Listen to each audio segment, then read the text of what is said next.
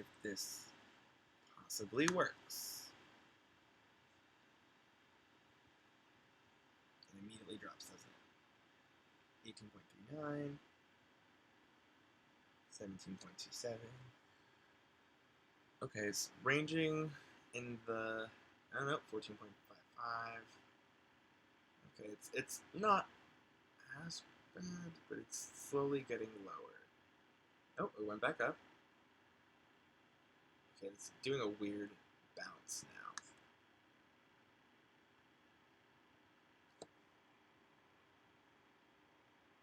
Okay. I don't know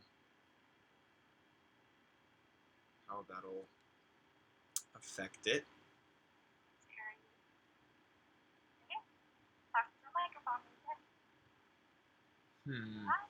Hi, Nora. Hi, Nora, baby. Sending 45 minutes away from you. Love you. No, it's not gonna work. Okay. Hi, Nora. What's whose name? That's Millie. That's Nikki. Hi, Nora. That's Isaiah. That's Crystalline. That's Brenda. Becca. Amy.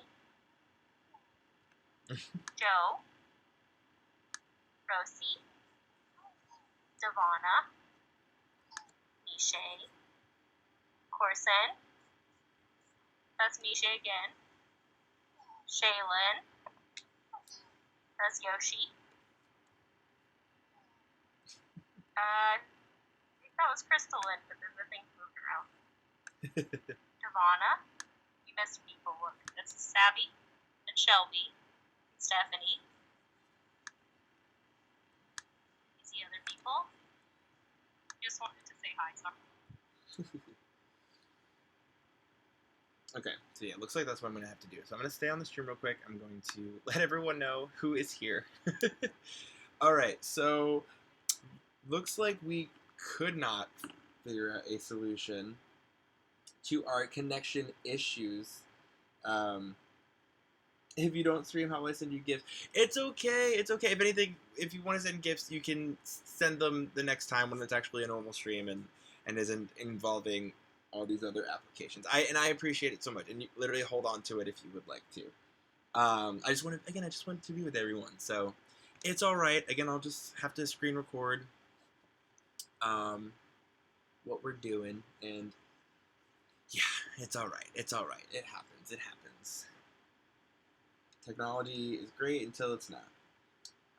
For those who would like to still watch the reunion and tune in, or yeah, exactly. Thank you, Kevin. I was just gonna say, here's our Discord, our link to it. If you want to join the Discord, and then you can obviously just join in on the little voice chat. Obviously, do not add yourself into like the voice. Don't join voice or join video. You can just watch as a spectator, because it will just be just for the players and the mods. And if anybody pops in that's not a part of it, then we'll just unfortunately have to kick you out of the voice and of the video. But we still want a bunch of you to experience it. So yeah, I'm so sorry that this is such a fail. Again, I don't know why the same method I used last season is not working, but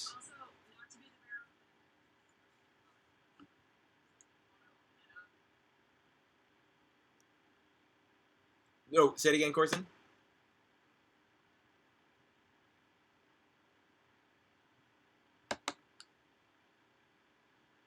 Corson, I think you cut out like halfway through.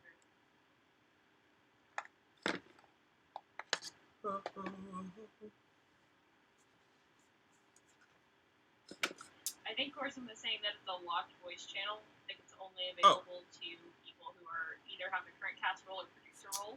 Oh, perfect. So it'd be okay. It'd be okay. Like, oh, but they wouldn't be able to actually like watch it. Would that still be an issue? Is it like? I think that's correct. Okay, I see.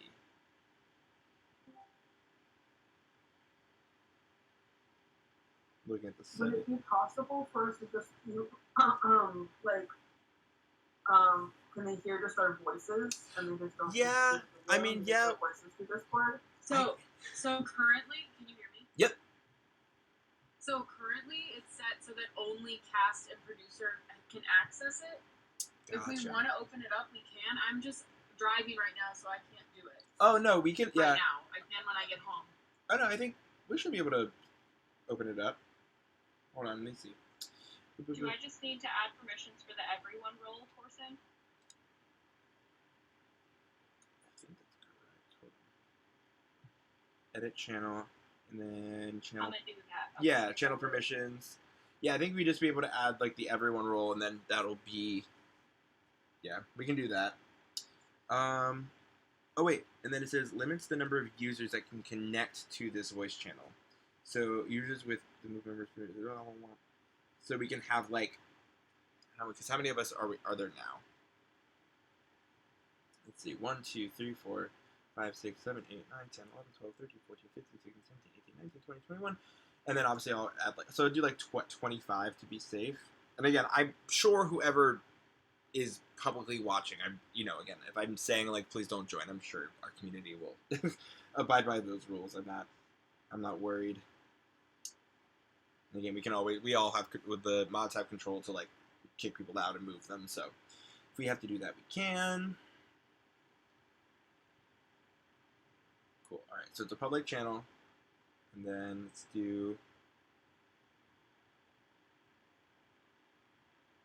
30. Okay. All right. Yeah. Let's just do that. So again. Sorry. Okay. So go ahead. So here's how it should look.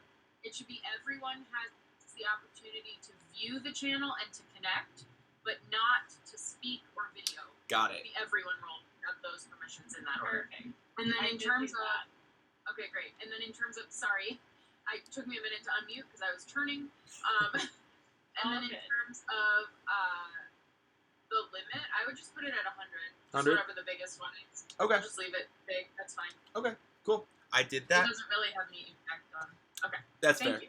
No, thank you. I appreciate it. Thank you for for chiming in. Appreciate it. Okay, cool. Yes. So, I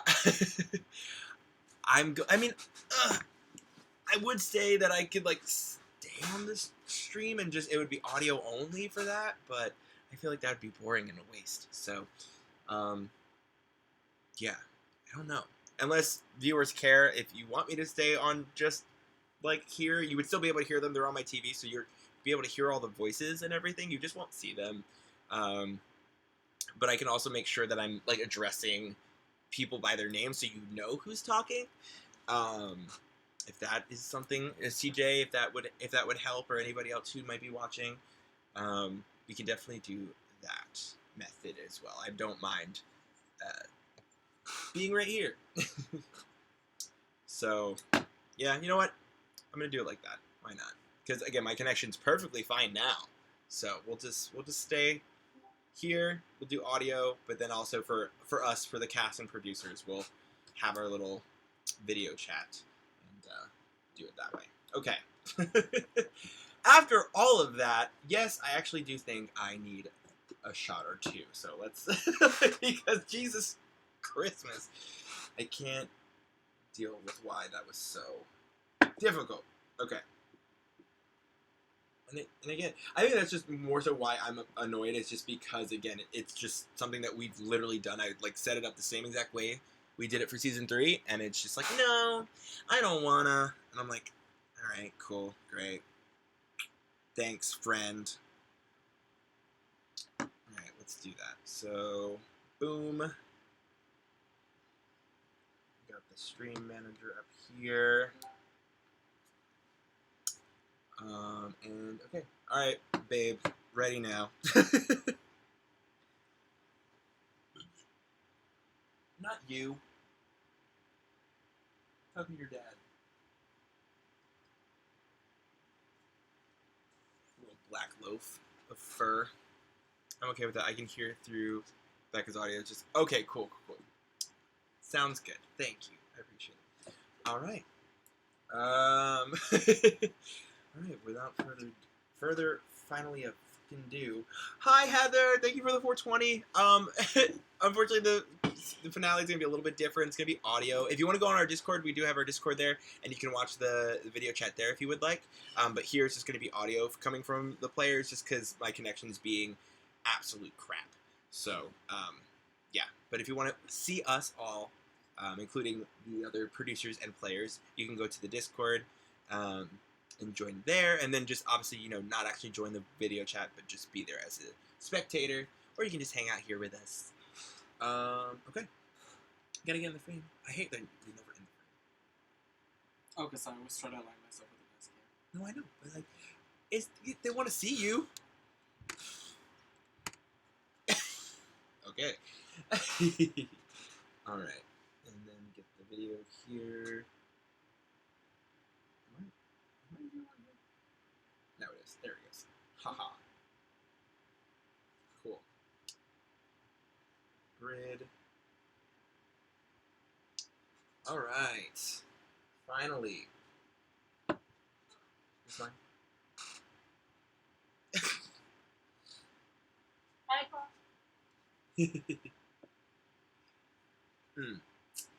All right. Cheers. Yes. Cheers. First one. Yeah. First one, because we're gonna have to take another one after all that. Cheers, everyone. Cheers. Cheers. Cheers. Cheers. Cheers. Cheers. Cheers. Cheers. Woo! Yay! Ben's clink. Oh my god, I love your Tumblr, Crystalline. That's so cute.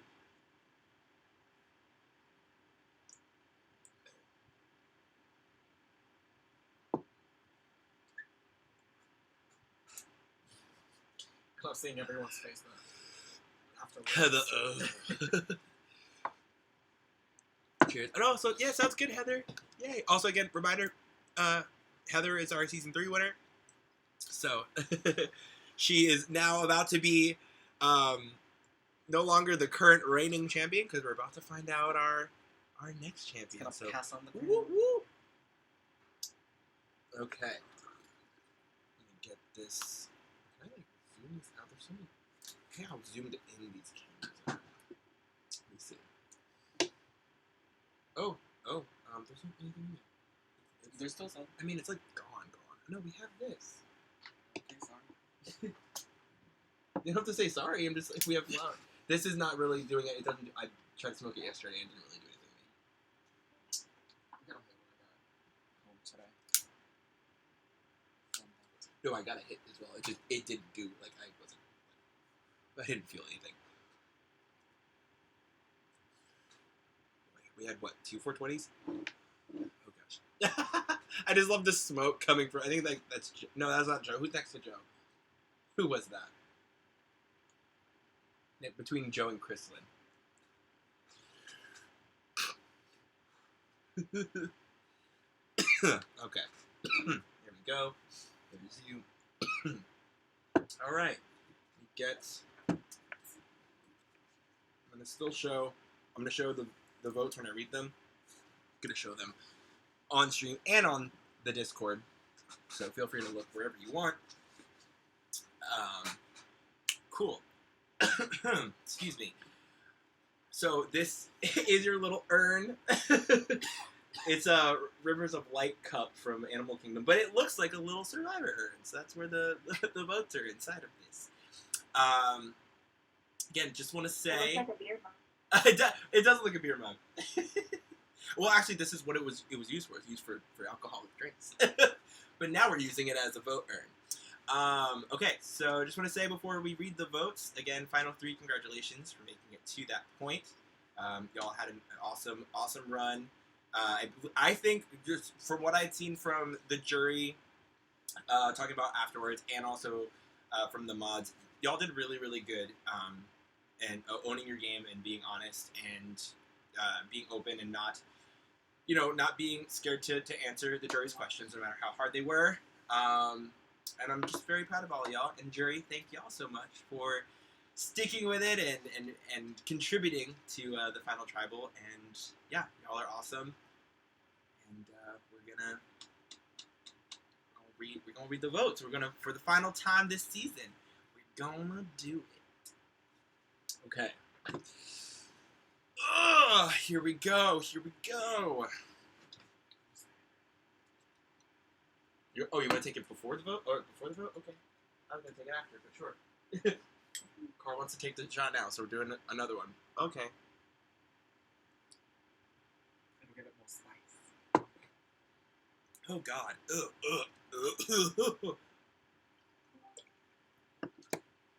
That was not fun. I didn't like that one. I did it with this too. I know, which is probably the reason. Okay, excuse me. Lord. Ew. Okay, anyway. First vote. Also, these are little mini votes. They're not as, like, long just because they're just on smaller piece of paper, so they're little tiny little notes. But, alright. First vote. And this is for the winner of Battle of the Zodiacs. For the winner. First vote is for Niche.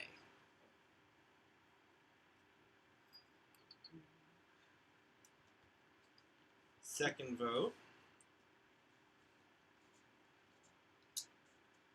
is for Becca. So make your jury look at the text. He tried to mimic y'all as much as possible, so hopefully you see your actual vote in here. Third vote is for Shelby. So it's 1 vote Niche, 1 vote Becca, 1 vote Shelby.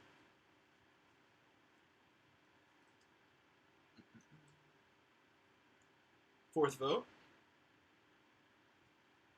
is for Shelby.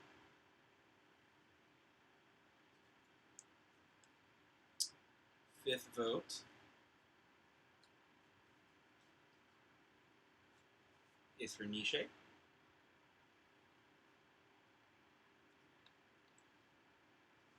Sixth vote. Scroll down a little bit, see some other faces. There we go. Oh, hi, Jordan. Sixth vote is for Becca. That's 2 votes Becca, 2 votes Niche, 2 votes Shelby, 6 votes left, so we're halfway through. If I can keep my iPad from slipping down, that'd be great. Thank you so much. All right. 7th vote is for Becca.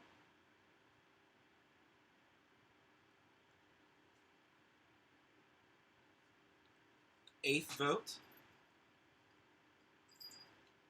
is for Shelby.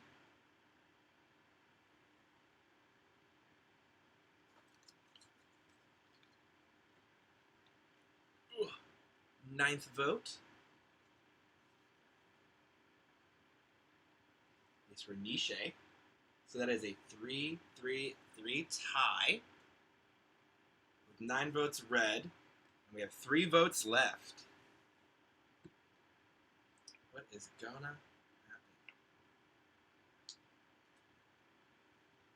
10th vote is for Niche.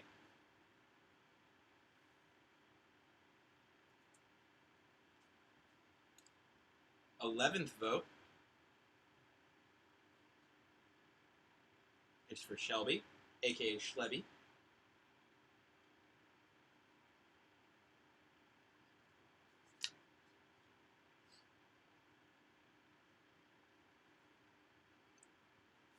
The last vote of Season 4, Battle of the Zodiacs, and the winner of Battle of the Zodiacs is Niche. Congratulations, Niche! Round of applause, yes. It's a 5-4-3 vote. It was literally the closest vote that we've ever had at a final tribal. So I just want to commend y'all on that. Literally all 3 of you. And that's why I was trying to boost you up and let you guys know that, like, y'all did a really good job answering those questions, because this was the most even vote that we had. So, congratulations, Niche. You are the Season 4 Battle of the Zodiacs winner. Oh, congratulations. Yes, yes, yes. That means the Air Tribe, Makani, has come out on top, beating the other elements. Congratulations. And also Becca and Shelby great game. Y'all literally got, again, almost tied. So when the votes were coming in, one of the last votes was the niche vote, the deciding vote. It was the last one we were waiting for. So I was sitting here with a 4-4-3, and I'm like, if I get a 3-way tie right now, what the am I gonna do? Like, I was like so not expecting it. I was like, oh yeah, I was like, there's 12 votes. Yes, there's 3 of them, but like, what are the chances that it's gonna be a fucking complete split vote? That would be crazy. And when it was happening and I was waiting for that last vote, I'm like, oh my god, it's gonna happen. Oh my god, it's gonna fucking happen. Holy shit. Which would have been very interesting, because what I would have done, I feel like people are probably curious of how that would have went down. What would have happened is I would have done a revote first. If votes didn't change at all, then I would have told the jury that they would have had to decide between 2 people, like 6 and 6, either like doing votes again and having a split, like it has to be 6 and 6, and then that third person would be the final deciding vote, the one who didn't get in that 6, or I would just say, y'all have to literally agree on 2 names, and then, again, that third name would be that last deciding 13th vote. But it didn't happen. We didn't get there. But it's okay. It was very close to getting there. That would have been very entertaining. But again, Nisha, congratulations. You are our new champion. You are the sole survivor. Becca, Shelby, again, congratulations also for making it this far. Jury, thank you so much for your votes. If we would like to, I definitely can. Unless, honestly, the jury can talk about who they voted for as well. And I'll let them have that floor when we start talking a little bit. But yeah, because I will say I predicted some votes, and I was wrong. Like I was expecting certain people to vote a certain way, and when I saw like the name that they voted for, I was like, oh, all right, cool. So that was really fun to see. But yes, and also I have to say thank you to a bunch of people. I heard a bunch of things going on. Oh my god, okay, CJ Rocky, thank you for the 1,000 bits. Lex Pop, thank you for the 100 bits. Sounds for Yoshi. Yoshi, thank you for the 300 bits. CJ Rocky, thank you for another 100 bits. And then Lex Pop, thank you for another 200 bits. Thank you. I appreciate it. Thanks so much. Also, we're 1 follower away from 420. Just saying. I feel like that's kind of a moment, especially on this channel. Alright. So, what we're going to do first, before we go into our reunion, we're going to allow our final 3 to say any last little words that they would like, thank yous and anything like that, and then we will get into little reunion chat. So, Nisha, let's start with you, our crowned season 4 winner. How are you feeling? What do you want to say to the folks? So it was really intense while the votes were being read, and I was like, oh my god, what if it's a tie? What if we're all winners? And it was also really hard because my toddler was climbing all over me, and I was just really trying to pay attention, and I didn't know how it was going to go down, and then I literally had to turn my camera off because I started crying. So thank you. I mean, it really, like I said last night, it was really about the validation that I can talk to people and I can make these relationships, and it means so much to me. So thank you everybody. And I definitely feel like I've made some lifelong friends in this game, and I hope you all do too. Yeah. Thank you, Nisha. Thank you. Let's go ahead and go with Shelby, who got 4 votes. Go ahead and say your little final piece if you would like. I don't even know. And so that was I was like, a 3-way tie would just be the best thing ever. And even then, in the end, it being that close was like, whoa. So thank you guys. Like you said, this is just validation for me too, and I'm so glad to have done this with all of you. Oh, yay! All the love, all the hearts, everything. Yes. All right. And the Soul Fire, OG Fire Tribe member, Becca, what do you have to say? I'm just really happy to have gotten to this point, and I'm so happy for Shelby and Shay. I knew you guys would kill it. I'm so proud of you both. And I'm just happy to have made so many met so many awesome people, and hopefully have had these amazing, relationships. Awesome. Thank y'all. Yay. Woo-hoo-hoo-hoo. Again, if I don't know how we want. Obviously, there's a bunch of you, but if anybody wants to speak up from the jury and say any words, you're more than welcome to. I will open the floor. Y'all can discuss who goes first. It's up to you. But if anybody wants to say anything, go ahead. If anything, raise a hand because we can all see each other. Maybe that'll help. You go first. Okay. I go first. Can we talk about both? Yeah. Not yet. No, absolutely no. The winner has been decided. The floor is open. All the doors are open. Okay. So I definitely want to talk about my vote a little bit because, and everyone can attest, and I was the biggest, I guess, Michelle hater. Not really a hater, but I really was not thinking about voting Michelle on. For the last 2 weeks, I've not voted Michelle. My vote is between Jacob and Shelby. And up until the last week, I knew who I was going to vote, and that's the way I was going to vote. But when we got to the question, I definitely changed my mind really quick. I see the way Michelle answered her questions. She was very well put together. I was able to realize where she was coming from, a lot of the moves that she made. And I was impressed. I was super, super impressed. And I was one of the Michelle votes, which is super crazy. And I'm pretty sure it was not. I'm pretty sure the mod. You were one of them. I got your vote, and I was like, "Whoa, Brenda!" I was like, "Wait." I can talk a lot of shit, but I can recognize when somebody did a good job, and Michelle did a great job along with Becca and Shelby, and I mean y'all did amazing. But for sure, Michelle, after the questions were over, I was super impressed, and there was no. Thank you, Brenda. Appreciate it. Anybody else wants to speak up? You're more than welcome to. Go ahead, Joe. I see you raising your hand. I'm just gonna piggyback off of Brenda. I was kind of in the same position in Ponderosa where I was like, yeah, I don't really feel comfortable voting Miche just because of my experience in Valana with Brenda.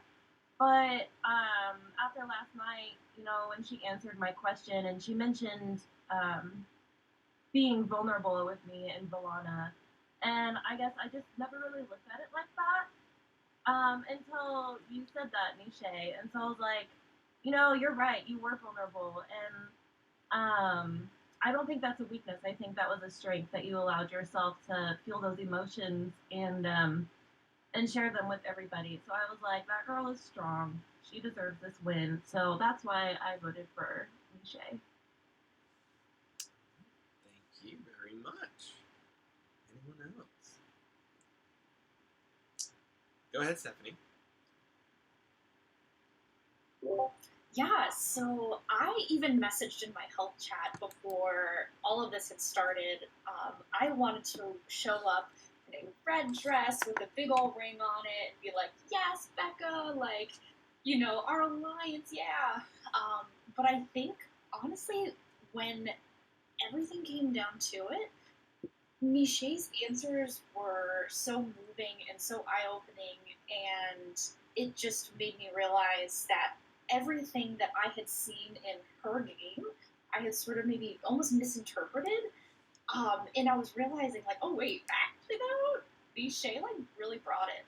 Her answers were very eloquent, and I feel like she did the best job answering my question, at least in terms of specific examples. So my vote went to her tonight. Awesome. Thank you. And I know somebody else raised their hand as well, so go ahead.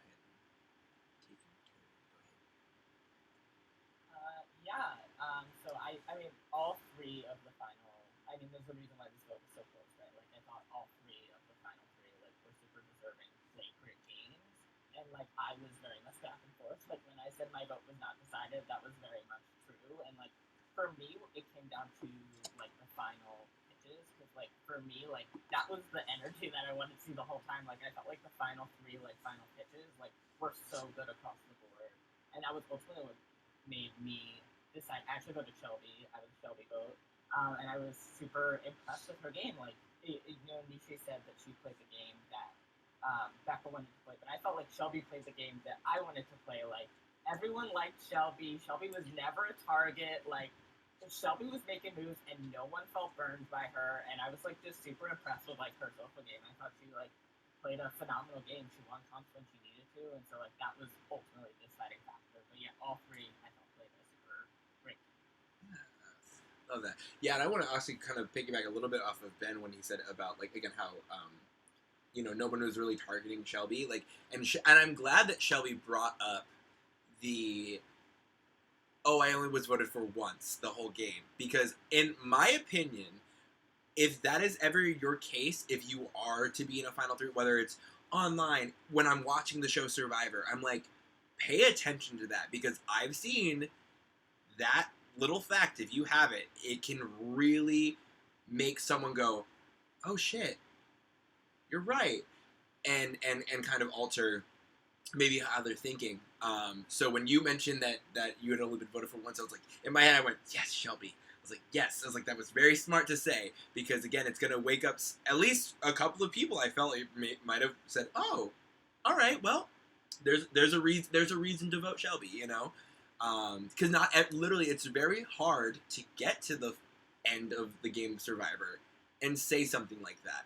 It's very difficult because you're constantly balancing different people and different groups of people. Again, we put you guys through 2 swaps this season. This is the first time we did 2 swaps prior to merge.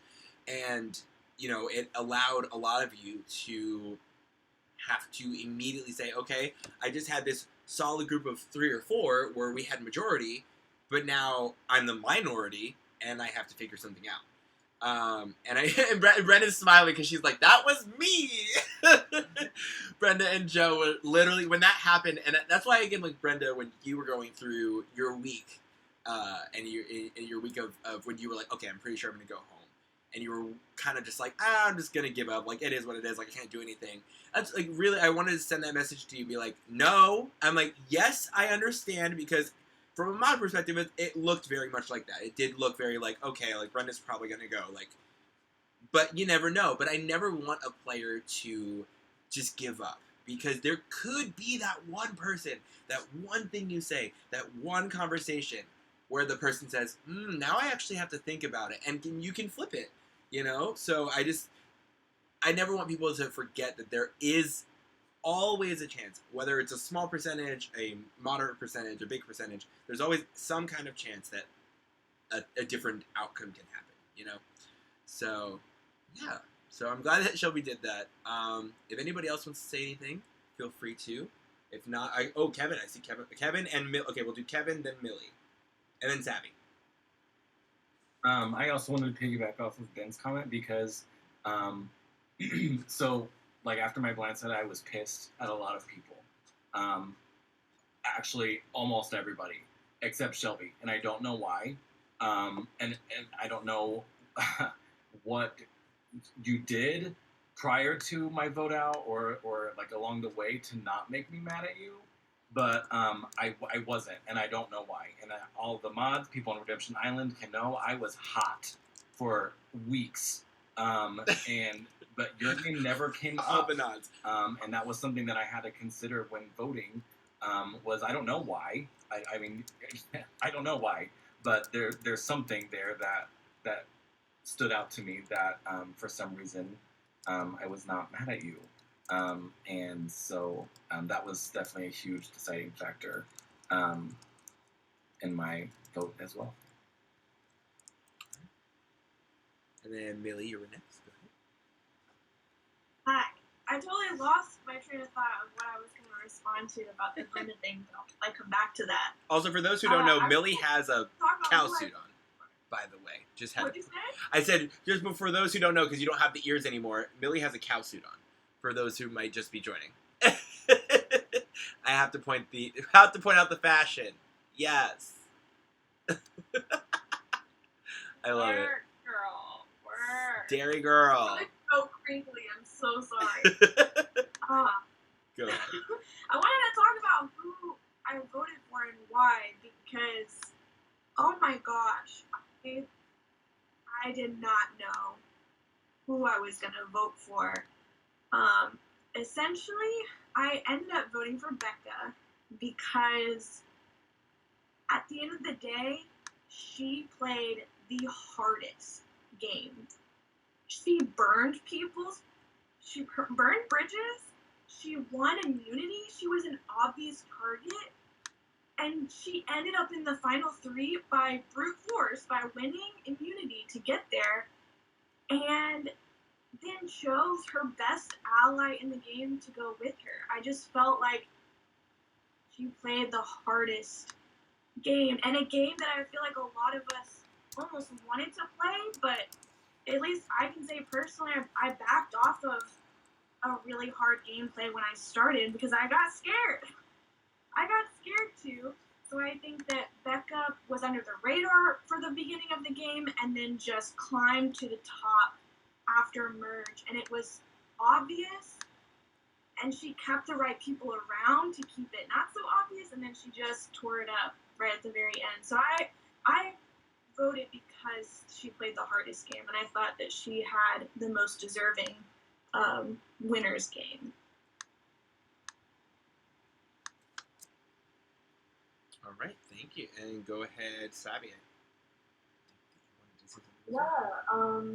Kind of to follow up with that, I also was very unsure, honestly. Like, I had kind of given, like, you know, like I had said, and, you know, the Ponderosa, like, kind of an idea and everything, but honestly, I really wasn't sure who I was going to vote for coming into this, because I mean, obviously I have a unique experience of, you know, getting voted out before merge and then coming back in. And when I came back in, I really didn't know anyone. So it really felt like I was playing like a completely new game. And in that, you know, I think it was just interesting to just see you guys. You guys were fully into your game when I was just starting to know you guys. Which is just interesting to me. But my vote went to Nisha, and which is honestly unexpected for me because we only literally messaged. Again, I think I said I only got like 4 messages from Nisha in this entire game.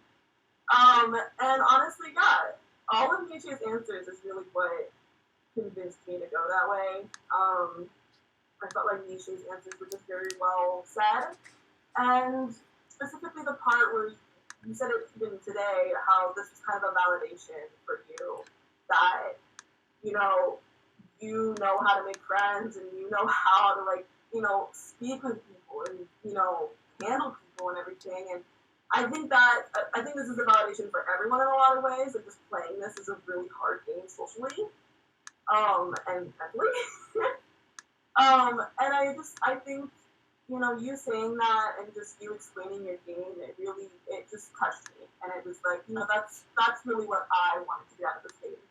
So, yeah, that's why I got to share. All right, perfect. Thank you so much. If nobody else has anything else to add on, I actually I'm just looking for hands just real quick before I say this. Oh, okay, Chrislyn, yeah, go ahead. I saw it.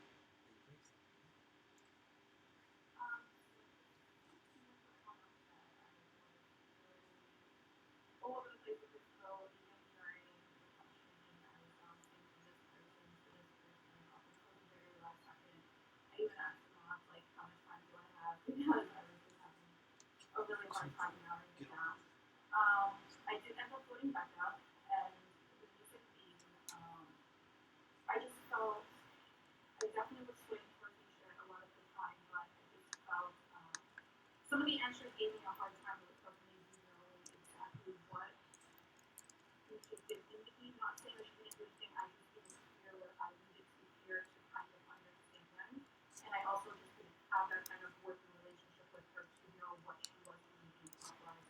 We had great personal conversations, but as far as game talk, we never spoke it, so I didn't have that same experience. The way she spoke though was excellent, and like I said, I was right there about to, and then there were certain answers that, for instance, I think when she indicated that a lot of times she didn't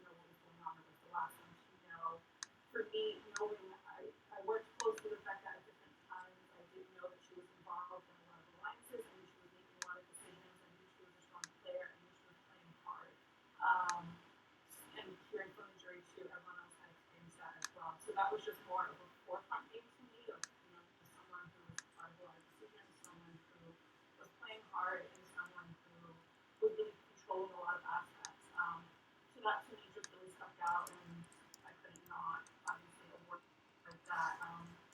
And as far as Shelby goes, same thing. I just hear a lot of what we had of friendly conversations here and there, but I also just really know one being lovable. Unfortunately, none of the enemies really gave me any insight of that as well. But it doesn't take away from what you did. You did excellent things. But that was just where I was. It was just that was the only thing that really jumped out to me from a personal level as well as just knowing her from everyone else. And so that just was, the best choice for me. But definitely great job, all of you guys. It was super close, which is awesome. But just explain when that really that. Awesome. Thank you, Crystalline. Appreciate it. Hi, Zip. What's up? Sorry, I jumped off camera because I'm starting to get a migraine. But no. I didn't want to no. talk away. No, you're good. No. I wanted to ask who sent in the last vote because Caitlin was like, It was you, Bestie. It was you, Bestie. Oh my God. It was you. You were the one we were waiting for. Yeah, great job, everyone. Y'all played such a good game. I was gonna say I did end up voting for you, Nisha. I thought a lot about the conversation that we had before I left, and then I was just thinking about like your tribal answers in the past, and I'd always really not enjoyed, but really admired how honest you were sometimes, and I kind of felt like you played the game how I really wanted to play it, where you had kept so many promises to a lot of your alliances and were just like really upfront, and I always really appreciated that about our conversations. Yeah, and so I was just thinking about that and the conversation that we had before we left. So I had to put on my vote that you got my vote with just a little smiley face. But yeah. All right, thank you, Shaylin. Appreciate it. So before we move on, I personally myself, I would like to know. Obviously, Yoshi, you you're like, oh shit, I might have to talk. Yoshi, you were, voted out pretty early on in the game, and you were kind of around for, like, I would say maybe the first third of the game, and then, life got busy, work got busy, and, you had to be off for a couple of weeks, and that was perfectly fine. But coming into kind of, again, missing that gap, right? So you saw kind of where the first couple of weeks, because even though you got voted out early, like, you were still watching for the next couple of weeks, so you got to see still some of the game, you got to see the first swap, you got to see stuff like that. Were you surprised when you came back in, like, as a viewer, like last night, or the last couple weeks, were you surprised? Were you like, you know what, like, no, that makes sense? Did you have a certain prediction that might have came true or not come true? Like, what are your feelings being literally the only person pre-merge that's here right now? Yeah, why is that? Well, I just was a fan of the show, and it's like, even apart from being on it, I do think it was sad that I left so early because y'all are wonderful and cool humans, and I wish I could have played the game with a lot of you, even though you all kind of also terrify me because of the games you were playing. I had a fun time watching, and when I missed a bit, because once you're eliminated, I took that really hard. I was really, really upset being eliminated, and then going to Redemption Island was fun for a bit, and then I also got eliminated from that. So after that, I was just like, yeah, life happens, and I was paying attention. When I came back for the finale, and like I did tune in a couple times is like secretly looking, just to watch and like catch up on stuff, seeing the tribals because I was curious. And yeah, my I'm gonna say it, my girl was Rosie. I was going for her the whole time. As soon as I got eliminated, I was Team Rosie, and so I was so happy to see how far they got into the final four. That was really repping the Taurus life. Like the final three, you all did amazing. You all seem like amazing people. Like hearing you talk and hearing the final tribal and your responses, I was impressed with everyone. And I am hoping maybe we'll have an all-star season where I can come back, make it a bit further, because I definitely think I would have played the game differently. Just now that I realize kind of what other people are putting into it. I don't know. Thanks for having me here. Yeah, of course. I know I'm like kind of a weird, odd stranger to most of you. But it was really fun to be on the sideline and cheering you on, and also stirring the pot a bit. Awesome. Thank you so much. And thank you so much for being willing to answer my question. I saw that you were here, and again, I guess, like you said, you're kind of a stranger to most. But no, Yoshi they were always very into the game and watching all of you kind of progress forward. And we definitely kept in touch with them, and kind of would give them little like, oh, this happened, by the way. Mainly about their fellow Taurus, Rosie, because we were like, who knows?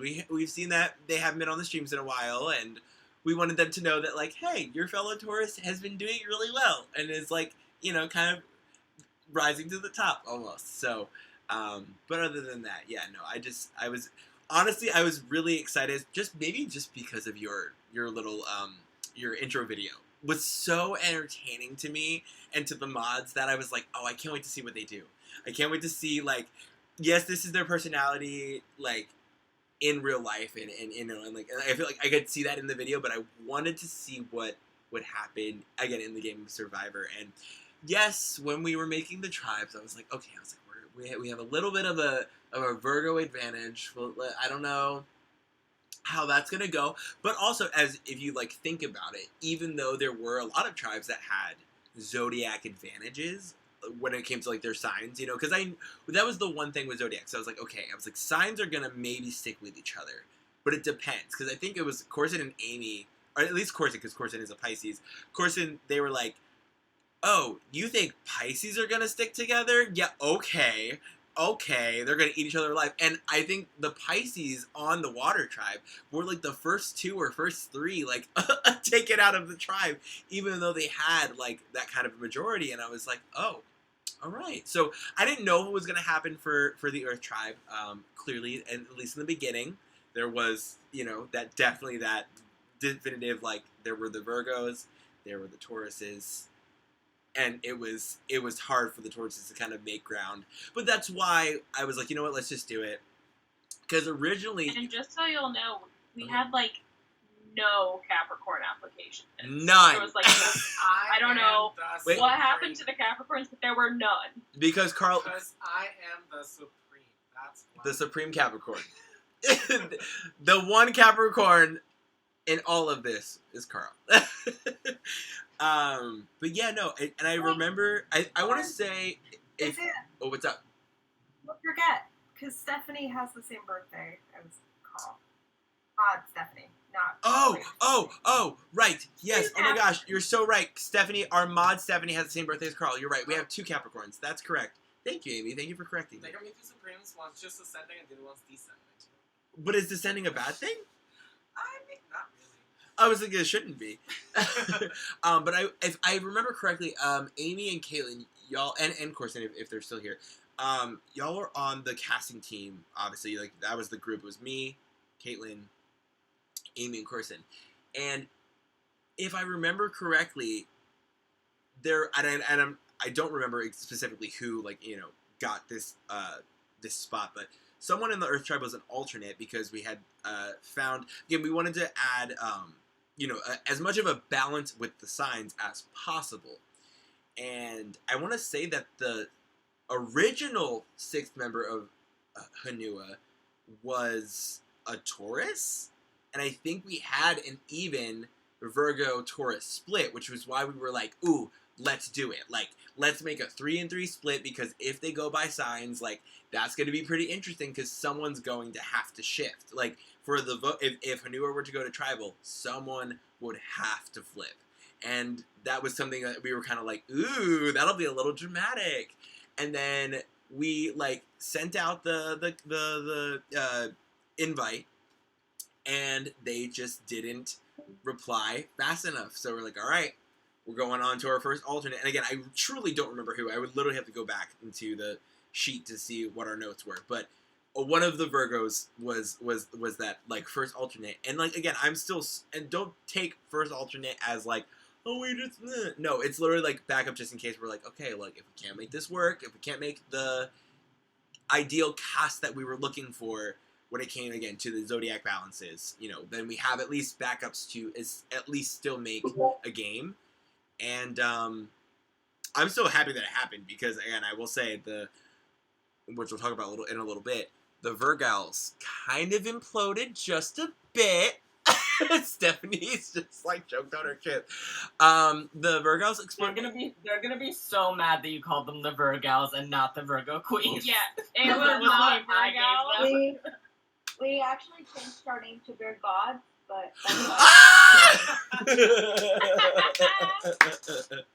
Oh, I also want to say, I'm pretty sure I must have been that alternate. Yeah, because I was definitely the alternate.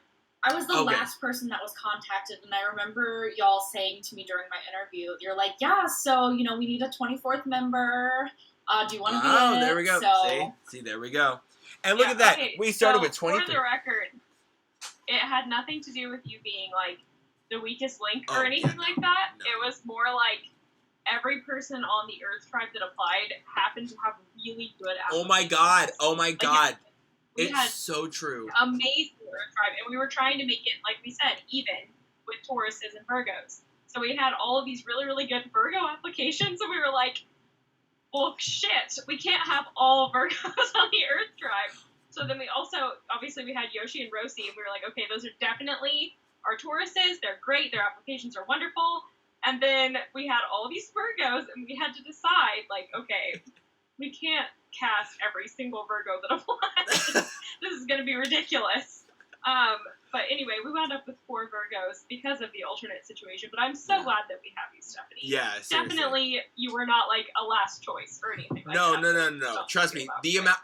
Like Caitlin said, the amount of applications we had from the Earth tribe, but specifically from Virgos. Oh my god, we had so many Virgos apply, and I was like, holy shit. I was like, it kind of opened your eyes also of, like, you know, again, who plays the game of Animal Crossing. And it was just like, I want to say it was a good, I would say, what, Caitlin, Amy, 80% safely would say 80% of the applications from the Earth tribe were Virgos. Yeah. Yeah, like, it was a great old chunk. So I think that really speaks to the competitive nature of a Virgo also. Yeah. Like the fact that Virgos are just so down. When we went through them, pretty much all of the Earth tribe was ranked very high. Right? I think we were even like, oh, they're so good. We're just gonna, like, all of the mods on the casting team got 2, like, must-have people. So. Yes. Among all of you. Oh, we could talk that tea, because again, it obviously has nothing. It was literally before we casted you, so it was no preemptive thoughts at all of, like, who you. Well, I would say for me, one of mine was a preemptive thought, but I can get into that. I talked about it a little bit already. One of my must-haves was Rosie, because Rosie, they applied for season 2, 3, and 4, and I saw them apply for a 3rd time, and I was like, I have to cast them. Like, I was like, there's no way that this person is so wanting to play this game that they applied for a 3rd time in a row. And I knew, I was like, 100%, I don't care, like, getting on this cast. And then I want to see if someone can guess who my second Oh, Millie was the first hand I saw. Go ahead. It had Yoshi, right? It wasn't. No. It was my fellow Scorpio, Savvy. That was I my. had a feeling. That was my I second. was actually that's what I was gonna ask. That was my second must-have. Cause Wait, oh, go ahead. I was just gonna say, do y'all want to guess who mine were? Yeah, who were Caitlin's? Anyone? Anybody? And If we it will. wasn't Millie. It wasn't Millie. Yeah. Millie. It was. wasn't. It wasn't I, Millie. I made a point to not have any favoritism towards Millie this whole season. Yes, because we I knew. made an absolute point about it. Right, because we knew that going into it, like Caitlin had told us, like Millie had applied. We're like, okay, cool. And Caitlin made sure that, like, when it came to the casting process, it was truly me, Corson, and Amy reading Millie's application and like seeing if that was a great fit. And she really did like give the reins to us and was like, here, like, it's my friend, so I don't want to like do too much bias. So there you go. And so yeah, that was not it. So who do y'all think? Y'all know it wasn't me. Stephanie! This is going to sound oddly narcissistic, but I want to guess that it was me. It was not. Okay. There were just times you'd pop in my help chat and you'd be like, "You've grown so much as a player," and I would just be like, "Oh, okay." That is true. You have grown so much as a player. Yes. But my two, do y'all want me to tell you, or does anyone else want to guess? Just tell us. Go ahead. Okay, my two were Yoshi and Kevin. Just so you know. Okay, And then I Kevin, feel like and I then Kevin really gave me just the most shit all season long. Kevin specifically gave me shit, and I Yep. was like, why Yep. did I pick him? so First of all, I feel like I really just won Survivor, so thank you so much, everybody, for being here. Second of all, Caitlin, you know that your toughest children have the best place in your heart. You're not wrong. My problem children always are the Yeah, ones that I love the every most. year. So Absolutely. I'm so happy to be that problem child for you. Yes. Yeah, and the thing is too, that's why it was so funny watching Kevin and Caitlin had this cute little like just like back and forth like, well, do you actually love me? I don't know if you do. I can't tell. And us knowing like, no, yeah, Caitlin literally like was like, no, Kevin is a must-have. And to see it when you would give her shit, and you're like, well, do you love me? I don't know if you do, Caitlin. And we're saying you're like, no, she does very much. So that was very cute. And then Yoshi. Yoshi was your other one. I do remember that. Yes. Okay. That's so sweet. I think that's what I remember hearing. I think Caitlin had told me that, so that's why I guess yours was Yoshi, because I had heard that from Caitlin that she had picked Yoshi as her must-have. No. that's why it was so funny to me that you and Yoshi wound up at odds. Because I was like, Yoshi's my must-have, and Millie is my IRL friend. I was like, I need the other mods to handle this, because I can't step in. I don't know I where can't. I fall. Okay, And I was think mine Amy's. that people know. I think I told both of them already. Did I tell both of you? I know one of them off the top of my head. Yeah, Sarah, because she's a walking dad joke with legs. Yes. And then my other must-have was Joe. Yeah.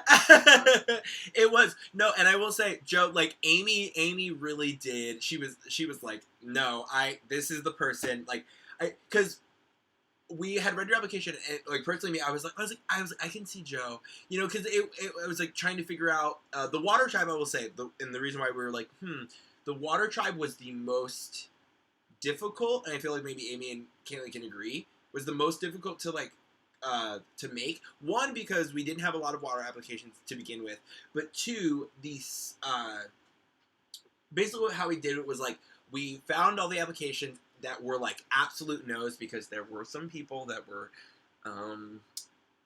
not Black Lives Matter, not ACAB, like they still apply, even though we said like you must agree to this in order to be like considered, but they still had the audacity to like send applications. So there were a couple water people who were like that, where it. I'm gonna say the fact that their water science makes me very Right? Same. Hello. And it altered how many we had of each sign. And again, like we had said earlier, we were doing our best to try to balance the signs. So it was like Savvy was like the only Scorpio, I want to say out of like maybe 3 that had like really like decent applications. So we were like, okay, cool. Savvy's like the one Scorpio. And then we had, what is it, like 3 Pisces, 2, what's the other water sign? Cancers. We had, I think, 3 Pisces, 2 Cancers, 1 Scorpio. I want to say that was the balance of the water tribe. And it was interesting to see, because we were trying to figure out that last like couple of spots for the water tribe, since we knew it was going to be unbalanced. And Amy was like, I really have good vibes about Joe.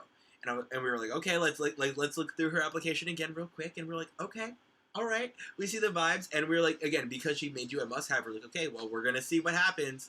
And yeah, and I'm honestly super, super glad that Me too. yeah, that you. And we love Joe. Yeah, oh yes. Love Joe. And like I think I would intuition just for like to you. For say you. that I am a water sign, but I'm Period. also an honorary Virgo at this point. I've been adopted you have into the Virgo community. yes. I think all the I was Virgos taking you to the end, except girl. I you. was taking you to the end. Girl, I know it. I was um, gonna my say, top sweeter, Brenda. Yes.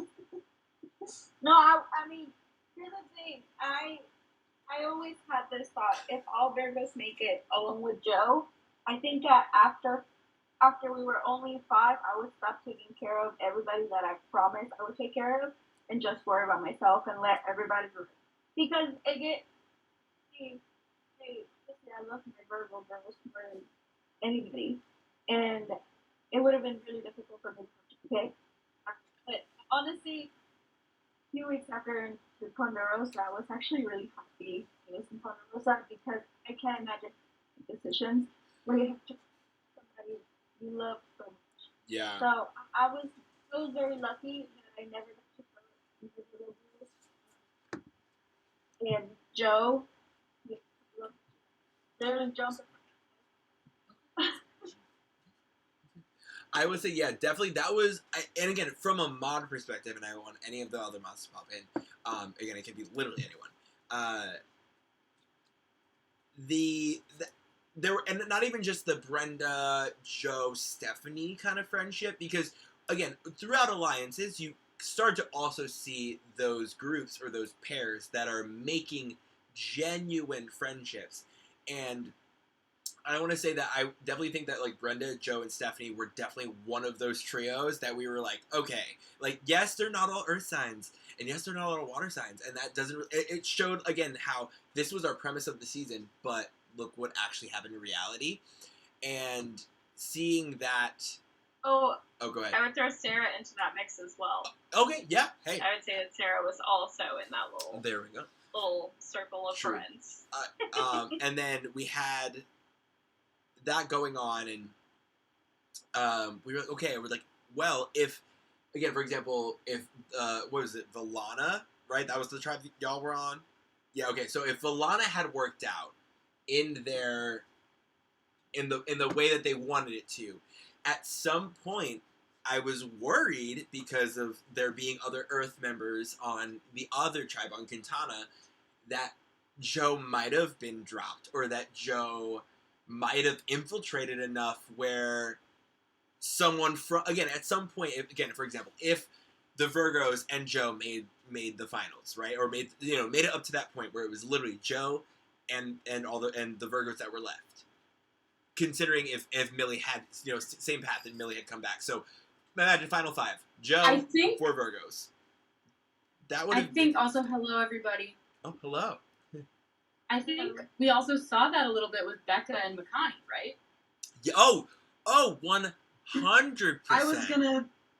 I wanted to interject and be like, can we address how the air signs adopted Becca? And like, it was a thing. It was a thing for a long time. It She was an honorary air sign. Very much. I totally agree. Absolutely. It was from both sides, which was so fun to watch. And you're, again, game-wise, you're thinking, all right, yes, they have these friendships. Yes, they have these bonds. But is the game decision going to be altered? Is the game decision going to be the same? How is that because you had to try to figure out, from a mod perspective, you had to try to figure out, yes, they're saying these things to other players or to their group, but is that the truth? Because y'all aren't going to tell us every single thing that is going on in your brain. So at times we had to try to decipher from mods. We have a certain chat called Mod Social, which is where we talk the game tea, and we're like, what the? Sometimes we like see a conversation going on, like a group chat, and we go, what the fuck is happening? Who is this person siding with? We can't fucking tell. Like, there were a couple of you that were just so convincing from both ends that you're like, okay, they're in the middle, and I really can't tell what the hell they're thinking. Which is why we try to always, probe you with questions in your help chat, like, give us some tea, because we don't know what's happening. I specifically remember one time, whenever, we also have a mod highlights channel, so if there's a mod that's offline for a little while, they have, we can, link to whatever's happening so that we can be like, hey, here's where you need to catch up. There was one time that I put, 4 highlights in a row, because it was so-and-so turns on their alliance, and then the next one was wait, never mind, they just told them. Yep, oh my god, the next one was wait, never mind, they said something else. Wait, never mind, no, they told them everything. I'm gonna look at the highlights right now and tell you exactly what moment that was, because I remember that, and I was like... Yeah, don't be afraid to name drop. Oh no, we can name drop. Okay, we're waiting for some names. It was me. Honestly, it could have been. Okay. There's so many people that it could have been. Y'all are some. It definitely was whatever happened was around something with Crystalline. Okay. I don't remember what. Y'all. Also, Isaiah, can I request that we do the paper plates soon, because I'm on my 4th White Claw? Oh God, yes, and I don't know. Yes, absolutely. We'll do. Okay, I'm I don't know how much longer I'll be able to do them well. I'm gonna reel this little tea, and then we'll do the paper plates. And yeah, we'll get that. Can we'll get that. So a short 2-minute break between filling tea and paper breaks. Are you about to pee your pants? Yeah, we'll do a little pee. I think we can we'll do a little pee break. Totally. Okay. So before our pee break, before our little pee break, the conversation that Caitlin was referring to. So I had sent a mod highlight where I said Rosie proposing the plan to vote out Kevin to Devana. This was February 23rd, and it was a link, and then the next immediate one that I sent was Devana immediately going to Kevin to let him know.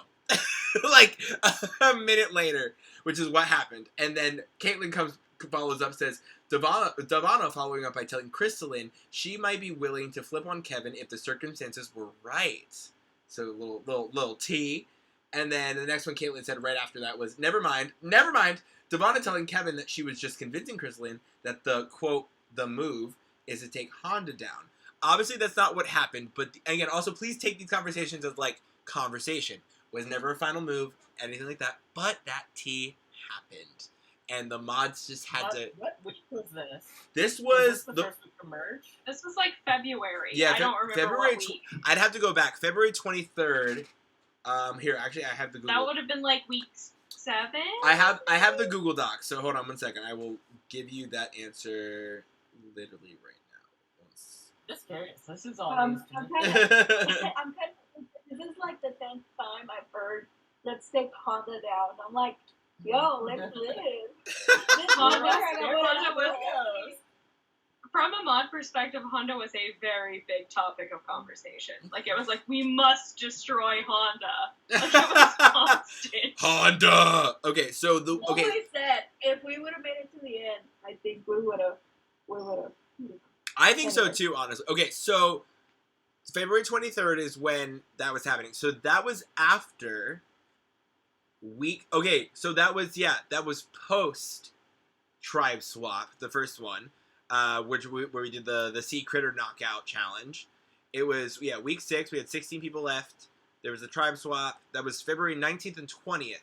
So the conversation happened in the middle of week 6 and week 7, and then week 7 was the Foodie Frenzy Challenge, which when that's when we had and Anthony quit and Kimmy quit, so we dropped very low. but that's when all of that drama happened. But yeah. So yeah. And things like that would happen constantly. Or honestly, there would be times where like something funny would be said, and we're like, okay, this has to be a highlight that like a mod sees, just because. Here's a random quip that, honestly, I would just say safely, Devana would fucking say. Because there were multiple times in this season where Devana would say something in a chat, and we'd immediately be like, okay, look at what she said, because...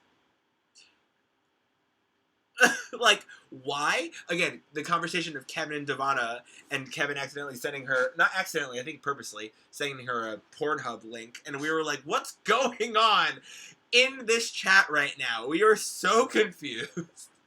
That was fully on purpose. And if none of you have seen the Anka video, you need to let me know. I'll send you the link. No! No, thank you. Who knows how to Have work, it. let me tell ya. Oh my god. Alright, okay, cool. Let's do a little quick pee break, 2-3 minutes. Get a refill, get some food, get what you gotta do. And then we'll do paper plates with Caitlin.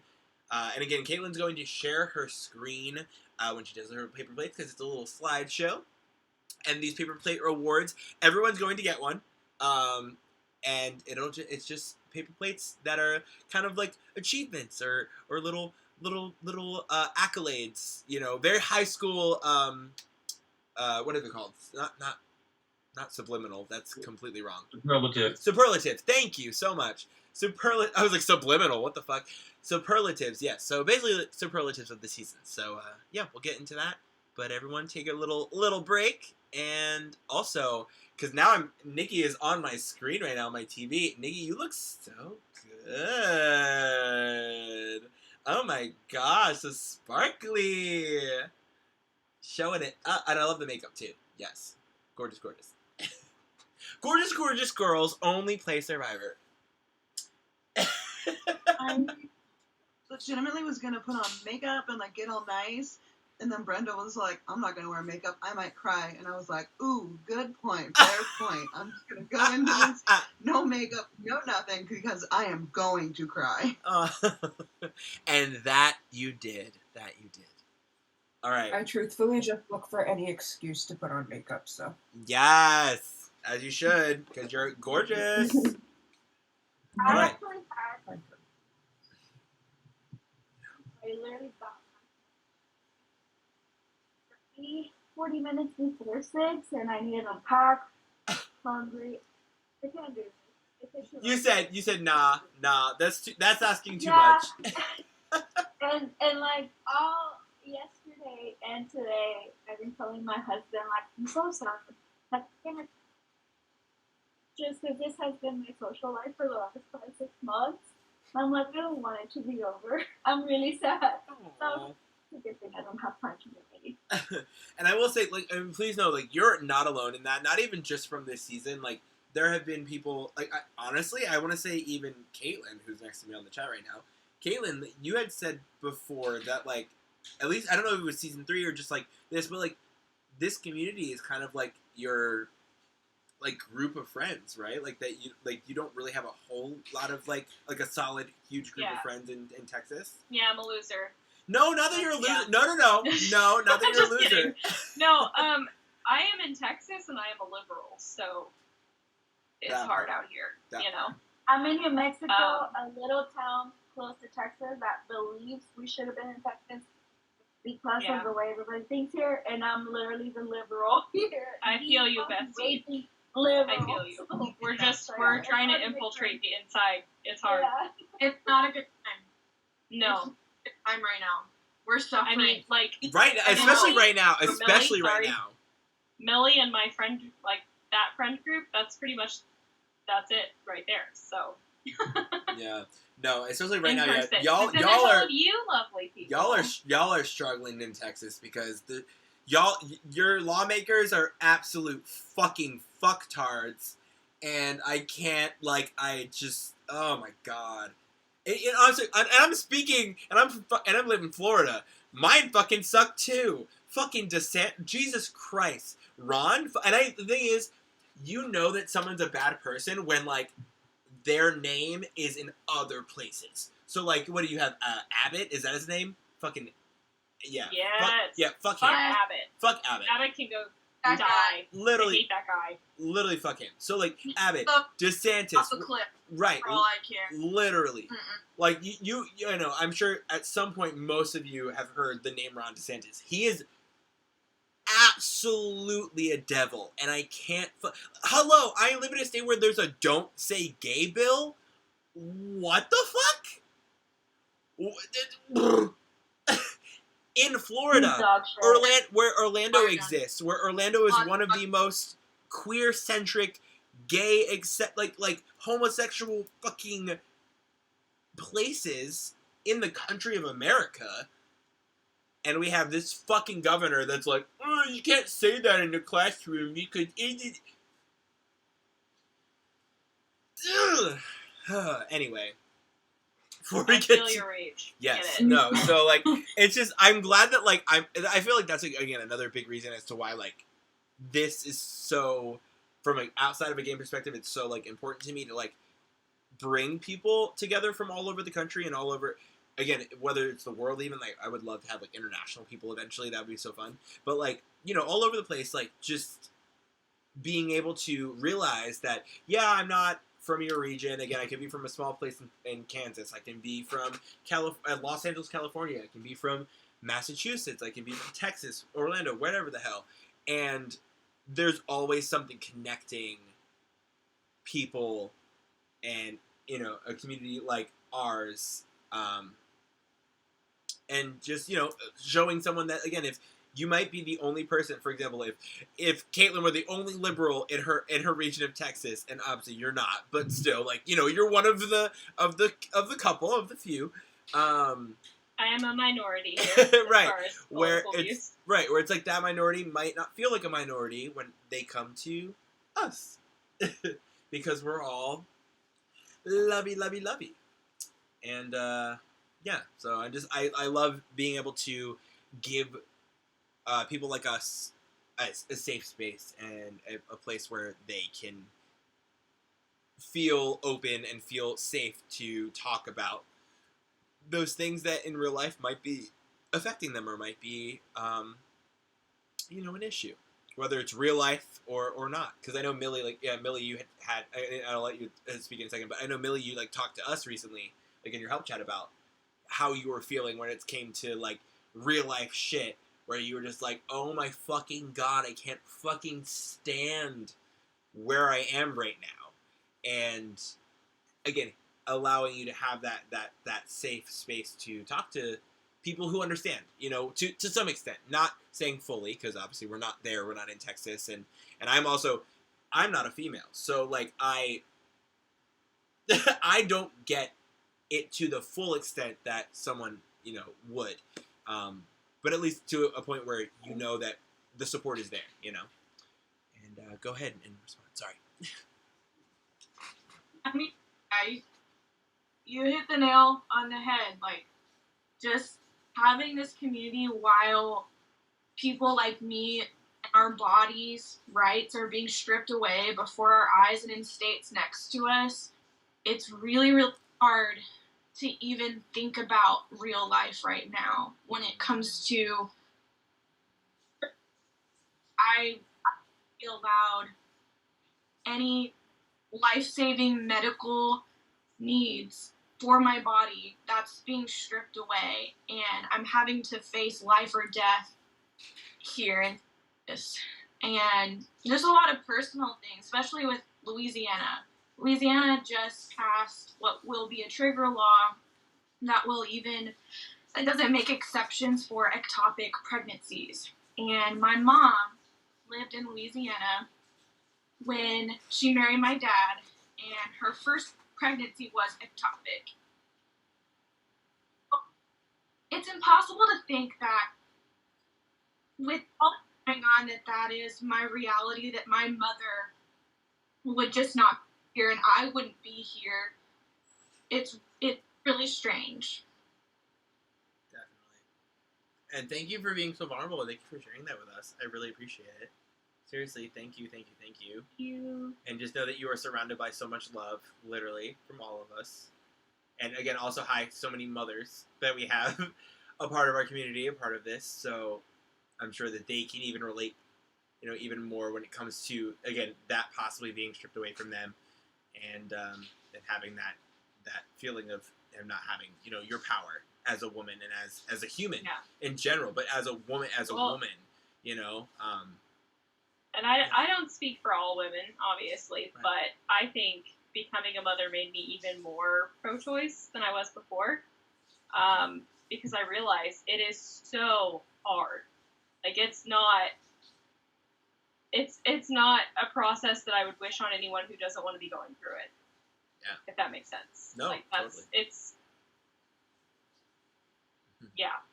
I'll leave it at that. Shit is not for everybody. No, it sure isn't. Loved it. But my emotion comes from just knowing that I had this community and still will continue to have this community to come back to, and just not face reality, face love, and be confronted by it at all times, where we're always laughing and we're always just loving on each other. That's just, y'all are amazing. I'm so happy to be a part of this. Y'all have been such an amazing distraction in the best way possible. Yay.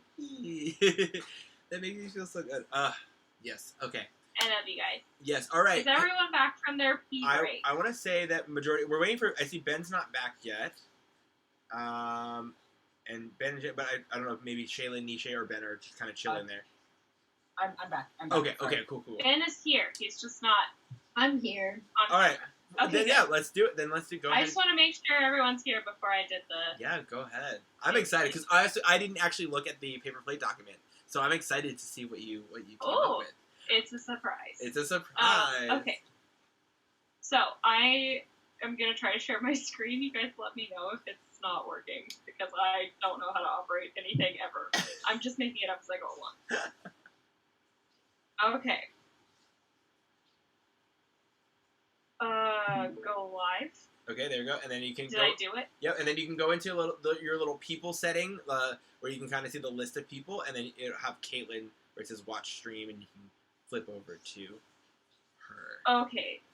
Hang on just a second. So if I go to here, you guys can see the full screen. I can see it. Yes. Is it full screen now? Okay. Yeah. Here's our logo. Everyone sees it? Perfect. Okay. Okay, the first category is going to be gameplay awards. These are things that are related to your game, and then after that we'll move into individual awards. So our first one is Outwit, and that goes to Becca because she had so many alliances and did all of this planning and was always in her help chat talking about all of the various things that went into juggling all of these alliances. So for Becca, we award Outwit. Next one is Outplay, and we are giving that one to Millie because Millie was a challenge beast, and I don't think anyone can argue with that. The fact that you first won the RI and then came back from Redemption and won the first two challenges, I think everyone was peeing their pants just a little bit because they were afraid that you were going to win yet again. But seriously, very good with the outplaying. I think that award is well deserved. Also, I'm a little bit drunk, so sorry for slurring. Outlast is going to Shelby because Shelby was flying under the radar the whole time. Hardly ever voted against and in on almost every vote. Legitimately, if you look back at all of Shelby's various things, all of her votes, almost every single one of them lined up with the majority. So she knew where the vote was going almost every single week, and somehow still also almost never got a vote against her. So, I mean, that's pretty amazing being a Survivor player. That's take wild mine to me. back from Shelby. I so could she have no votes. pulled it off. So, congrats to Shelby for that. Oh no, is someone talking? Hey, no, you're Yeah, good. I said I'll take my vote back. I From heard. Shelby wants my Shady. All right, you're good. We're good. We have a little bit of lag, I think, Caitlin. Oh, just a bit. I'm hearing you're getting lag from me. Yeah. I think there was just some overlapping because there was a little bit of lag, but it's fine. Okay. Sorry about that. No, you're good. Okay, can you see the screen now? Yes, we're all good. Yes. Are we all good? Okay. Let me know if that happens again. Survivalist goes to Stephanie for returning from exile to absolute chaos and managing to get through that. Always showing respect for her rivals and an excellent run on RI. You can go ahead and just at Kevin on that one. Okay. I'm not sure if it was Oh no, both, I skipped but over one. we got there eventually. Please hold. There we go. Okay, biggest blind side was Kevin. I don't think that I have to explain this one. No, I love this. Y'all know. Those of you who were involved are aware. Sorry, bestie. Okay, next one is wildest advantage played. Savvy with the idle nullifier. Hell yeah. Hell yeah. Can I just say when this was screeching at the top of our lungs because we had never seen the idle nullifier played correctly, like played where it actually made it. Yep. Prince. Yeah. It was amazing. I'm gonna spill a little bit of tea, actually. I literally only, I played it because someone had told me my name was going out. And I said it was because I didn't want my friend voted out. I'm sorry, Kevin. I do love you. But, anyways. No, I mostly played it because, and obviously came back from Redemption Island, and I got voted off. I had 2 advantages that I lost, an idol and an extra vote. So I was like, I'm not risking it. I'm not risking losing this advantage. I have to try and play it. And I knew that, after talking with people, I was like, you know what? If I don't play it now, that's not going to get played. Either it's going to work or it's not. I mean, it sure did. So it was wild. Alright, the next one is Tribal Spice. Goes to Shaylin.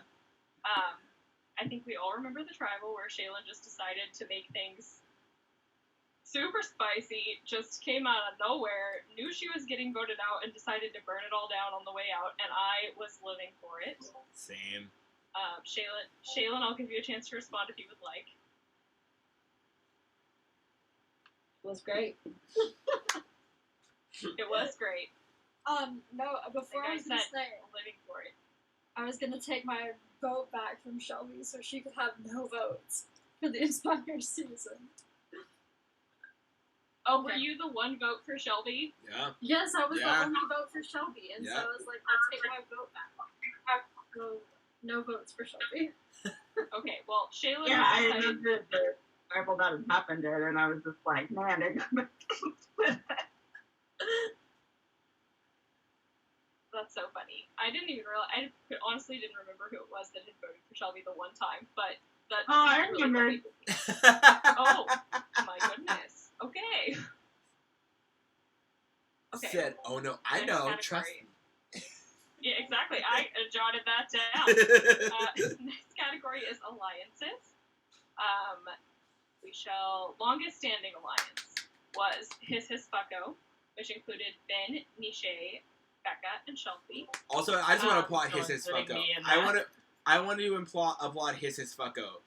That alliance was a very, very solid post-merge alliance. So I'm giving my personal applause to that because that was very good. Well, It was. pre-merge too. Like we were. Yeah, started, like, yeah, we- that's true. That's true. You're Yes, right. Like His Fucko started early on, and it survived almost short of voting out Ben. The other 3 clearly are the final 3. Mm-hmm. So His Fucko minus Ben survived all the way to final 3. Yep. So honestly, props to y'all, because that is a long alliance for Survivor. I will say I was definitely worried at one point it was gonna break when Brenda came up and was like, are we not voting for Nishay because of she sent the fake rat alliance, and all of us were like, oh fuck, oh fuck, oh fuck. Yeah, I definitely was like, what the fuck? Who the fuck told someone? Yeah, that was just chaos. If she didn't tell us where she got it from, we would have imploded by I have a question kind of referring to that moment.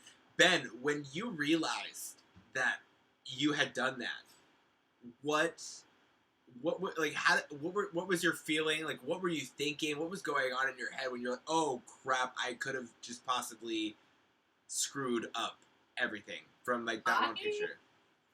I literally could not believe I was so stupid. Like, I could not believe I did that. And I was like, so sure it wasn't me. And then when she saw, she like was like, yeah. And then I then sent that photo, and I was like, fuck. I think my exact words in one of my chats were like, fuck, I'm the rat. I was like, no. I know, literally, like, I had seen that you had sent that, and I was like, oh, like, because I didn't realize how bad the photo was until Brenda had, like, said something to somebody else, and I was like, wait, what? And I, like, looked back at the photo that you sent, and I'm like, oh my god, literally all of his alliances are sitting in that photo. I literally didn't even think twice about sending that photo either. Like, I never would have thought of that. Like, that was insane. And, like, props to Brenda for, like, pulling that off. Yeah. When I was gonna asked for a say- photo, Go ahead. so I was gonna say, really the reason when I asked for a photo of the setup, I thought in the back of my head, okay, someone is using a laptop to type. I don't use Discord on my iPad or anything like that. I use it on my phone, but I was like, somebody must be using a laptop, and let's just see what I can get. Wait, so that was a strategy? You wanted that to happen? Well, it was like a game of chance. I didn't think they were that, clueless to actually send me a whole list of alliances. No. I like to think it was a mistake anyone could have made. Ben's whatever. like, clueless? Ben, I'm gonna be honest, I would have made the same mistake because I have my fancy PC setup, and so, like, if Becca would have been like, send me a picture of your setup, I would not have even thought twice of my Discord being up. I would have just been like, I would have done the same thing. Sorry, I was just to end it. I was actually always been aware of that list on the side, and that's why 2 was happening, and the screen, and you could see Redemption Island 2 on it. I was like, I messed up. It's okay. I will tell you, it was a split set. Like, it was such a small amount of time where, like, the other mods were like, oh my god, Isaiah, and I was like, ah, shit. I was like, fuck. And, like, I realized it was you. I knew it. I thought maybe they would send, they would have an open chat or something like that, but I didn't think I would see the whole list. So yeah, that was pretty great. I wanted to say about that is you came to me and you pointed out all these alliance chats that Ben had, and you said, I noticed how you two don't have one, and I feel like that's why you tried to come to me and persuade me to turn against Ben, but we did have an alliance chat. I think Ben and I had an alliance chat since day one, so I didn't see the whole list. Yes. But that really wasn't the reason why I came to you, but I did see the chat between you and him. That's not the reason why I came to you. Yeah, I was kind of asking. I was curious if that was it or if there was another reason. Because you did say to me, oh, I see you and Ben don't have one. And I was like, what? Because I personally didn't get to see the photo, so I didn't know what was going on. Right, not everyone called that. It was a gamble between you and Shelby. For sure. All right, Caitlin, continue on. Next alliance. Mod favorites, we have the Good Noodles, Yes! which is Stephanie and Brenda. This alliance honestly was just so cute. Like, it was just Okay, so what was happening in the actual tribe chat was they were talking about like kinky stuff, and and so when they made this chat, they were like, I don't know what they're talking about, and the other one was like, I don't either, and then that's why they were the good noodles. They were like, we don't know what's happening right now. It was so cute. I think this award should actually be called the Weenie Award. Okay, this is not the only mod favorite though. There is another. Justice League. Yes! Oh my Because god! I was you gonna guys say, how could we not okay, be your listen. favorite? Y'all all grouped up almost. Because y'all immediately. It imploded. was That's like, why. Because y'all imploded. y'all did implode. That did happen. But I will say, while Justice League was alive, it was very wholesome. Very well, not always wholesome, but it was very sweet. You guys were very cute with each other. There was so much talk of like Endgame and we love each other so much. And anyway, the beginning of Justice League was very, very cute. So And that's why. Those were the days Devana joined the cult. Yeah. Yeah, we got the inside scoop there. I also think this is Becca, Niche, and Shelby's first time learning about the Justice League, because I never even told Becca that chat existed. Well, It's surprise. probably my first time for sure hearing about it. I'm not surprised at all.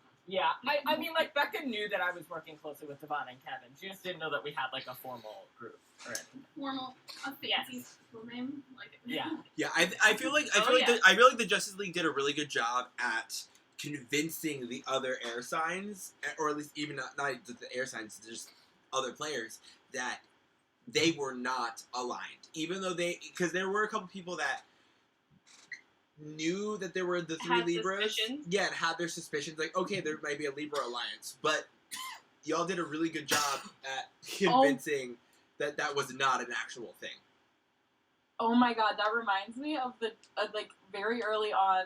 The three of you said, "Okay, each of us are gonna go and make a like one-on-one with one other person." Yes! Oh my god! And you like picked the person that you were gonna make like the one-on-one with the other Makani. And then I can't remember who it was, or maybe it was both Ben and Kevin. Immediately made one-on-one chats with the other two people that they had taken as their like person. Yes. And I was like, That oh was my so god, funny. that is gameplay besties. Yep, definitely. It was really fun too when we were on the first tribe swap, and after the second one when I was with Devana, because everyone was like, "Oh, you know, how strong is Makani?" And we were like, "Oh, none of us talk to each other. Like, I wasn't close with anybody from Makani at all. Definitely not Devana and Ben. We did not talk at all." I just And kept thinking, like, honestly- well, we never went to a tribal council, so like no like big groups like ever really formed. Like we were all just like got along with each other, but obviously that was a lie. Like we had a majority. And that of was it part the of whole why the mods were so in love with Justice League, because when y'all did get separated, you were on 3 different tribes. And when you went into those different tribes, you were like, all of you were like, I don't know this person. I've never talked to Ben and Kevin before in my life. Y'all, like, all y'all 3 stuck of you to were it. like, nope.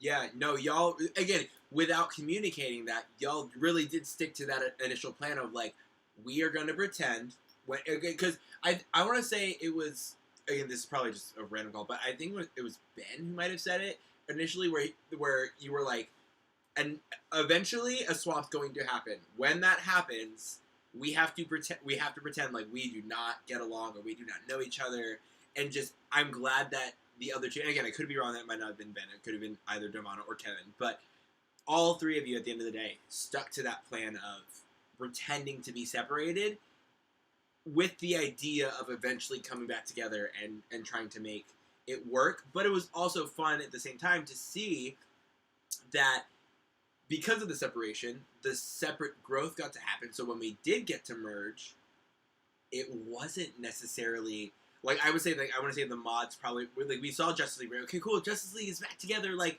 reunited, but then there was that little, like, oh, wait, I think it might be a little different this time around come merge, and we weren't 100% sure if that was going to kind of be as strong as it was from the pre-merge game.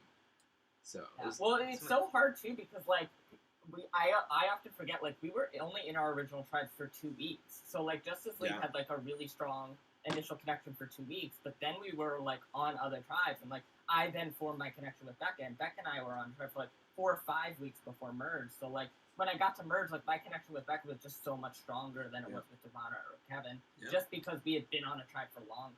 Yeah, which is again why tribe swaps are so they can really alter the game. Whether it's about a season that is about like zodiac signs and having that relatable aspect, but clearly like which again I think that's why like the Rose Alliance was so fun to watch as well, because these were again 2 different signs that were like nope, like we're gonna try to get as far as we can, and to watch that develop, and then at the same time watching Ben kind of have to hop from that alliance and be like, okay, let me go make sure that like my other 2 like from the original like Justice League were kind of like okay, and that everything was good, and watching you kind of balance those 2 was really fun because you did a really good job at doing so. Much like Libra scale. Right? No, seriously, so very much. It was just very entertaining. Yeah, that like first like 2 weeks of Merge was chaotic because I genuinely like I don't know where I'm gonna go. Like, am I gonna go back to Justice League? Am I gonna stick with HHM? Like, I don't know. And that's why like the Makahi Alliance was like perfect for me because it had Justice League and HHF in it. And I was So you were great. Like if we could like ride this, like that'd be awesome. And then obviously didn't last super long. But yeah, I was like that was great while it lasted. Definitely. All right, go ahead, Caitlin. Alright, moving on to the next award. The dynamic duo, Bad Teachers, Shelby and Kevin. This should not surprise either one of them. This chat was alive for a very long time, and they talked a lot of teacher stuff. There were a lot of TikToks, but it was also a really strong alliance between the 2 of you. So if either of you would like to say anything about your award.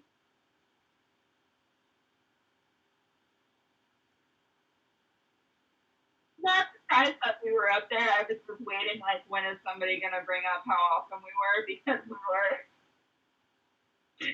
And I've said it multiple times, but like next time we're in a competition together, it's gonna be me and Kevin taking it.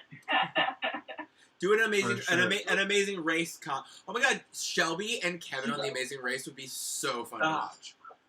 Stop it. I would love that. That'd be so fun, because literally you'd be like, oh, we're best friends / teachers, and then like that's like your whole like kind of pull. The film where it was had an audio and we had to find the DIY ones, like that win was like iconic to me still. Yes. Yeah, no, it was super fun. So like a big thing in the teacher world for those of you who aren't teachers. Is like having your teacher bestie, and like that's the person you bitch to about your job and the kids, but also like cry about how hard teaching is and like all of the horrible parts of our jobs that we love and hate so much. And so it was really fun to have a teacher bestie who is not in your building, who I would literally be under my desk during my prep while the kids were gone and being like, I hate everything. Why am I doing this? And we were both updating our resumes and sending them to each other and like, what do you think about this? It was so fun. I loved it so much. I did too. And it's gonna continue now that this is over. I genuinely hope that it does, because I stand this group chat so hard. It's not. I guess technically it's not a group chat, it's just the 2 of you and then me. Right. But like from moving forward, it's just them. We won't know. You can keep me in it if you want. I'm just saying. I also want to stay in it. Nikki and I would like to be part of your teacher chat. All right. Okay. That's fine. Yep. Oh shit! No way, Caitlin. The briefest alliance that happened throughout the entire game, shortest term, was Crime against Kevin. Yeah. There was a group chat devoted solely to everyone plotting together to wear a shirt that Shelby designed during the challenge that had a chair on it for Kevin. And it was Crime Against Kevin. Yeah, and it was so funny. That was hilarious. I loved that because it was just for fun. It was just for fun. It wasn't an actual there was no strategy talk. There was no game talk between that group. It was just Now let's all plan to wear this chair on our clothes, and just make Kevin be like, what? Although I will say, when I saw the alliance created, I thought it was about to be Kevin's doom, and I was like, "Oh my god, they really went all out here." Honestly, I wish No, that was how we went out. I mean, that would have honestly, if you think about it, if you had gone out that early, like if when that chat was created, if you had gone out that following week, the game would have been completely different because again, that wasn't anything to do with any kind of game strategy. So I wonder if that were to have been a game strategic alliance, what that could have meant for the rest of the game. probably would have changed things. Yeah. Yeah, right? Yeah, Drastically. that far ahead. We just wanted to wear dumb shirts to make fun of Kevin. I mean, even that was mwah, chef's kiss. Okay. Honorable mentions for alliances. Oh, the Roban many and variations of Honda.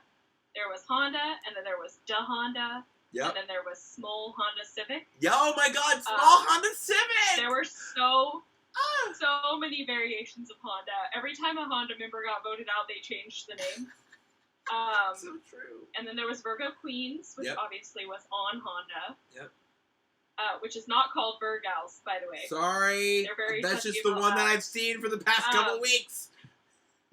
There was Material Girls, which happened several times throughout the season. It Actually, did. I think there were 3 separate Material Girls. And they were chats. different people. Like it was different people each time. Yeah. I want And to say then- something about that. Go ahead. I don't know if ours was different. It was Joe, Stephanie, me, and Devonna, and it was Material Goils. Goils. Okay. Yep. Yep. That was yep. Yeah, it was That is material. MAW. Yeah. Material. I want to say Morals. the first one was it that was Yoshi and Rosie, right? They were the first. I think so. Yeah, Yeah. They were the first like Yoshi and OG. Rosie on Honda. Yeah, they were the first OG Material Girls, and then like Caitlin said, there were about 2 different variations of that alliance name, but with different sets of people. So it's very interesting to see how that kind of just played through the rest of the season. One of them was we're Okay. so original. Shaylin. What was the other one, Kevin? It was Crystal and Devonna, me and Shaylin. Yes. Oh my Okay, god. yeah. Yes. Completely different set of people. It was very okay, fun to and then watch. there was Fat Vonna and Robin. Yes, the which sister. I just thought was really funny. Like the That's a group great name was cat name. funny. Yes, and also it I felt thought like that was really cute. it felt like a sister alliance to Justice League. So it's like, oh, it's a branch off of Justice League to then go into the again Batmana and Robin, and I was like, that's so cute. That was very fun. Okay, and then last one was Three Rings, which probably was more controversial than it was cute because, I mean, it was cute. Don't get me wrong, but like, there was so much like, okay, but what about the Three Rings alliance? Like that kept happening. Yep. So those of you who are in Three Rings, just know that the ring emojis came up so many times. I was like, oh no, not the rings again. Yeah, y'all Like, I y'all was made like, an impact. oh. I mean, that was also a big talking point on Ponderosa as well. We were talking It about was. stuff. Yeah, that There was. some drama in the ring chat, that's for sure. All right, we shall move to individual awards. Oh, First, we'll yeah. start with cast members. First, we'll start with cast members who did not move on to jury, and then we'll move on to everyone else who is in jury in final 3. So, for Cupid, we have Graceful Exit, because Cupid said, vote for me, I have some personal stuff going on, I don't want to play anymore. And I just thought that was a really nice way to go out. It was just like, nobody else has to take the fall this week. It'll be me, because I have stuff going on that I can't play anymore, so here I go, vote for me. Yeah, they didn't quit. They just let us vote them out, which was so nice of them. Yeah. Exactly. It was like, so nice. Thank you for that. Yeah, Kenny. Oh! Oh no, Ah! to be at Yeah, Kenny. I wasn't gonna Right. name names, but I was gonna be like, yeah, I wish other people would maybe giving us that same courtesy.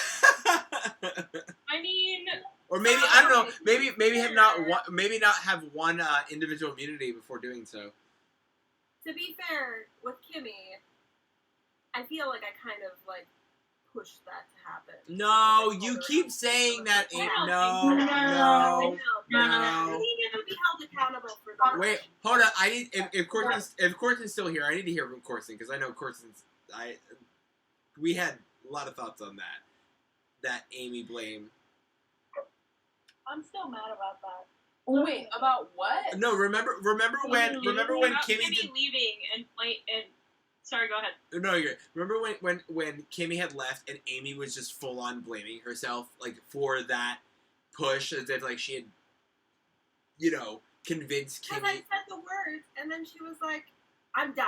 But it wasn't. I quit. No, but you have to understand that Kimmy was feeling that way for a bit, and I think that because of how. Also, your words were important to others, so I don't give a shit what Kimmy thought. Sorry. Amy, Thank you. also Amen. I think Amen. you were the one that was like standing up for me to what Kimmy said. And so, if anything, like, I super appreciated you saying that because I was too chicken shit to say anything. I just went crying to my help chat, like, oh, this hurt my feelings. And you stepped in, and that was awesome. Yeah. So, Amy, like, where you came from, and that's the thing, at the end of the day, where you came from was a place of love. It was a place of care for the people who, again, not saying that Kimmy intentionally was, like, targeting certain people when it came to what, they had said, but you just wanted to make sure that both sides knew, the people that might have been affected by the comment and the person who made the comment, letting them know what could have, been in that other person's mind or the other side's mind based on their perspective. So, like, again, where you came from was a place of love, which is why I was telling you and why we were all telling you on the mod team that, like, don't put that blame on yourself because you were coming from a place of love and care, and it wasn't just you being like, well, I just want to say this because, middle finger. Again, kind of what I accidentally did with Anthony, where I drunkenly messaged. Oh, no. Yep, drunkenly messaged the wrong group and said something very mean, but it was out of my true emotion, and I wish that I had handled it more professionally, but... I heard it. The phrase was double fuck this guy. Correct. I don't know if that's true. That is true. That's true. That is true. Yeah, that is Incredible. very true. I receipts, but I like unsent the message. Yes. So. Oh, yes. And I answered the message as very Stephanie quick. was unfortunately there for that. Yep, certainly was. And again, I still feel like... Go ahead. Well for the situation. Go ahead. Yeah. Okay. Next individual award is the Blue Chape Award. Yes! Blue Chape! Katie said Blue Chape the most times in the server out of frustration after this happened. So, Blue Chape goes to Katie. I love how specific that is. Oh my god, I love it so much. Also, hi Nell. I saw you were commenting. Hi Nell. Love you so much. Go ahead. Personal growth. We're going to go to Dion for this one because I appreciate that Dion took accountability for his actions and chose to be a better person after that. Definitely. For Kimmy, we're going to use the wedding planner because Kimmy had a lot to think about her wedding. Yeah, that was first forward. For Sydney, it's danger to toilets. Because I choked on my drink. Are you okay? Or... No, look, this is a message that Sydney sent. Yes, this is a message that Sydney sent. It says, "Don't trust me around your toilets or bouquets of flowers because apparently I can do damage." I guess she broke a toilet at some point. That photo is hers that she sent. I remember when that happened. It was hilarious. I about died. Yes!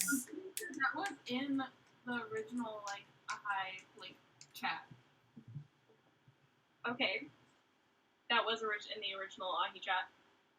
Miss Congeniality goes to Yoshi. Yes! Mostly because Yoshi spent so much time interacting with everyone on Twitch after being voted out, and I was so excited about that because Yoshi was one of my must-haves. I adore Yoshi, and I'm very excited that you continue to be part of this community, even though you got voted out early. And honestly, I was so upset when you got voted out early, and I really hoped the RI run was going to work out for you. But I very much appreciate that you were still in the Twitch chat and still interacting with people, still cheering on your allies. That was amazing, and we love you. And also your intro video contributed to the miscongeniality vote. So, is there anything that you would like to say to your award, Yoshi? If you're still here. Yes, I am still here. I wouldn't have left before my award. Let's be honest. I mean, good for you. But no, I really appreciate it, and I did have a great time just hanging out in chat and being stupid and ridiculous and trying to throw in some spice and teaming some shade along the way. And all in good fun. I have no hard feelings for the people who voted me out. It was too many Virgos, to save her. There was no chance for me, but I appreciate everyone. Thank you all for the mods, for everything you did. Talking to me after got eliminated as well, and how upset I was, and as well. You all had some great advice. Checking in once in a while too. It was so nice. So it's just nice to know there's genuine people across the screen. And strangers can still show other strangers love. So, If you would like a copy of your photo, let me know. well, absolutely. I already screenshotted it, but there's definitely something. Okay. Alright, thank you so much, Yoshi. We love you. Okay, individual awards for the jury. Becca gets the novelist for the longest confessionals and most active help chat. Becca was in her help chat often, but we loved it. We lived for it. Literally, her confessionals were so thought out and long, which is another reason you won Outwit, because you were constantly thinking through everything, constantly asking questions, trying to figure out how to piece things together and juggle all of the alliances that you were in, and I loved it. We always had a view right inside of Becca's head, and it was amazing in your help chat. So congratulations to you for the Novelist Award.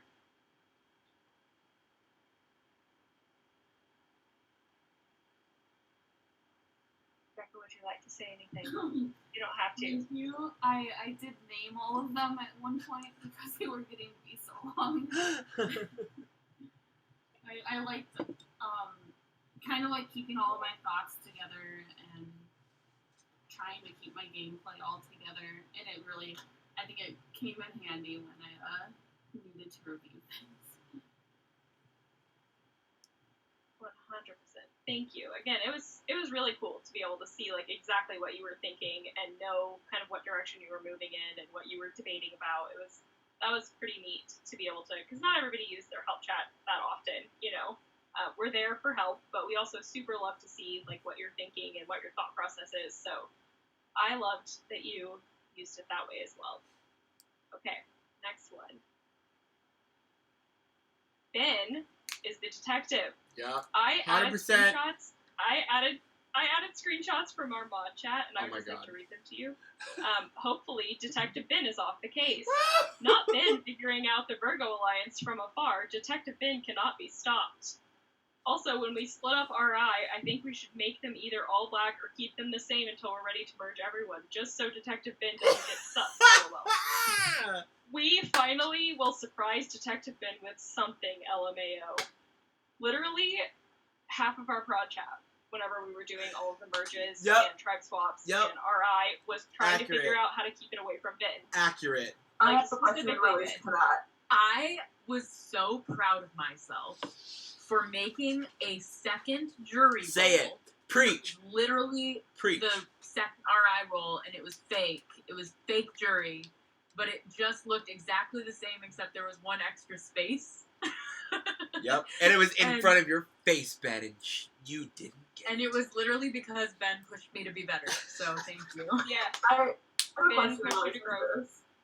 Yes. Was the second round of redemption planned from the start, or was it simply because you wanted to surprise Ben? No, it was planned from the start, but it was when we had seen how Ben just got, based on the colors of people's names, that something was up, we were like, okay, the second round, we gotta switch it up. We gotta figure something out. We gotta try to do. Also, No, it wasn't even Isaiah. It wasn't even the colors of people's names. Yeah, because I intentionally did it. So Oh! that wasn't a name color change. It was he was looking at the tags on everybody's profile. Yes, Yeah. that's what it was. I do it too, but I just didn't do that until later. And, because it might have been because someone had mentioned had done it, or so I don't even know. But I was literally I think later on in the game, I was like, wait a second, how Discord works? You label everything, and then I was like, I have so much information, but if I did, it was too late. Yep. Yeah, I mean, every week I was in my chat with Becca being like, this person no longer has No, the seriously. Island tag. Like, this person was eliminated. These people are left. And then honestly, and we were. We can preach this too, is that the week that and because I'm okay with Ben owning up to this, the week that the first redemption thing was, or redemption was about to happen, I had messaged Ben and I was like, or we had messaged Ben and we're like, Ben, let's just say you're right, but please stop talking about it, because Ben at one point started to mention the idea of a returnee or a redemption thing to other people, and we're like, Ben, stop, because it was we wanted that moment of oh shit, someone's coming back, and Ben just had figured it out and was like, it's gonna happen, I'm telling you, because he would notice that when someone Dion, Yoshi, Katie, Sydney, when they would get eliminated permanently, he would notice that was also a change. So we were like, what do we do? How do we dupe this person? How do we get around it? And again, Corson just changed the space with Jury, but also the color of pink was just one number off. It was super, super. No, super that's similar. a lie. The color of pink was the same. Oh, it was? The color of pink was exactly No, the same. okay. Well then, okay. Then I meant the only difference was the spaces, which meant that I had to move people to Jury every time because I was the only one who knew which one was which. Yeah, and until fake Jury, quote unquote, was not a thing anymore. Yeah. Whenever I would go to tag Ponderosa and things, I would be like, shit, which one is it? That's how close they were. I couldn't tell the difference just looking okay. at So it. that I would be like, I mentally convinced Sorry, myself that it was a different color. Truly, when I used the same hex code. And I believe you, but when I looked at my phone, I guess I just truly mentally convinced myself that it was a slight shade different, because when I would look at Jury and the other Jury, where I could see the space just slightly, I was like, oh, it's also a different color of pink. I truly thought that it was just one detail off of the shade, but to know that it was actually the same color, damn. Just applause. okay, and Ben, you were also nominated by a fellow castmate for most likely to win if you made it to the final three. So, also that. Moving on to the next award. Community Builder goes to Brenda, Mario Kart Extraordinaire. Yes! Brenda also was nominated for most likely to win if you made it to the final three. Mm-hmm. And the reason that you got Community Builder was because you hosted so many game nights with the fellow pond people, and you were just constantly trying to come up with ways to get everybody to talk and get everybody involved, and I loved that. I loved the fact that even after you were eliminated, you were like, hey, let's all do this together. And even when you were on Honda, or oh my god, I'm not even saying the right tribe name because of Shelby. Even when you were on Hanua, I think it was your idea to do the movie night. So just constantly kind of trying to build community and get everybody to kind of all do something together socially, not just game-wise, and I really appreciated that, because obviously this is a community and our ultimate goal is for everybody to be friends and to take friendships away from this, so I was just very appreciative of somebody who was willing to come in and be like, hey, let's hang out, just doing something, non-game related, that's fun. So thank you, Brenda. Yeah, of course. Honestly, obviously Mario Kart is one of my favorite games because I'm really good at it. I like these people. And no, I actually recently shared a meme in Congress that said you play Mario Kart to get really good, and now nobody wants to play with you because you're too good. And that was like, because every time I'd be like, y'all, let's play Mario Kart, it would be just cricket. Be like, fuck, nobody wants to play with me. But I love this community. Love this community. Love hanging. Like, even just like obviously because we're not in person, but even just like having that person playing with you and like being able to say anything or not voice chat, it was still like, and also nominated most likely to win if made it to the final three. Yes, ma'am. Very humbling. Yeah. It's here. It's meant to be, and it's fine. I hope you had you had a blast. All right. Moving on. All right, next one is Overcomer Award, and this one goes to Crystalline for Strength Through Adversity and Grace in the Face of Trials. Both in-game and out, I think Crystalline had so much going on and had so many things working against her, and still, Crystalline was positive and gracious and kind and understanding towards not only the other game members, but also the mods. Like, Crystalline was one of the first ones to always pop in and be like, hey, I know how hard it is from a mod perspective to deal with stuff like this, and I get that you're going through it, trying to figure out like how to navigate. So, you guys are doing great, love you. Yeah. And same thing with anything that was a conflict with a fellow cast member. It was like, I see where they're coming from. I get why it's hard for them. Like, we have two different points of view. That's okay. Like, Crystalline was so kind and gracious in her help chat, and so that's why you get the Overcomer Award. And I also wanted to say as well, I personally, I don't know what mods may agree with me, I think for me, other than like Kevin's blindside, Crystalline's vote truly shocked the hell out of me.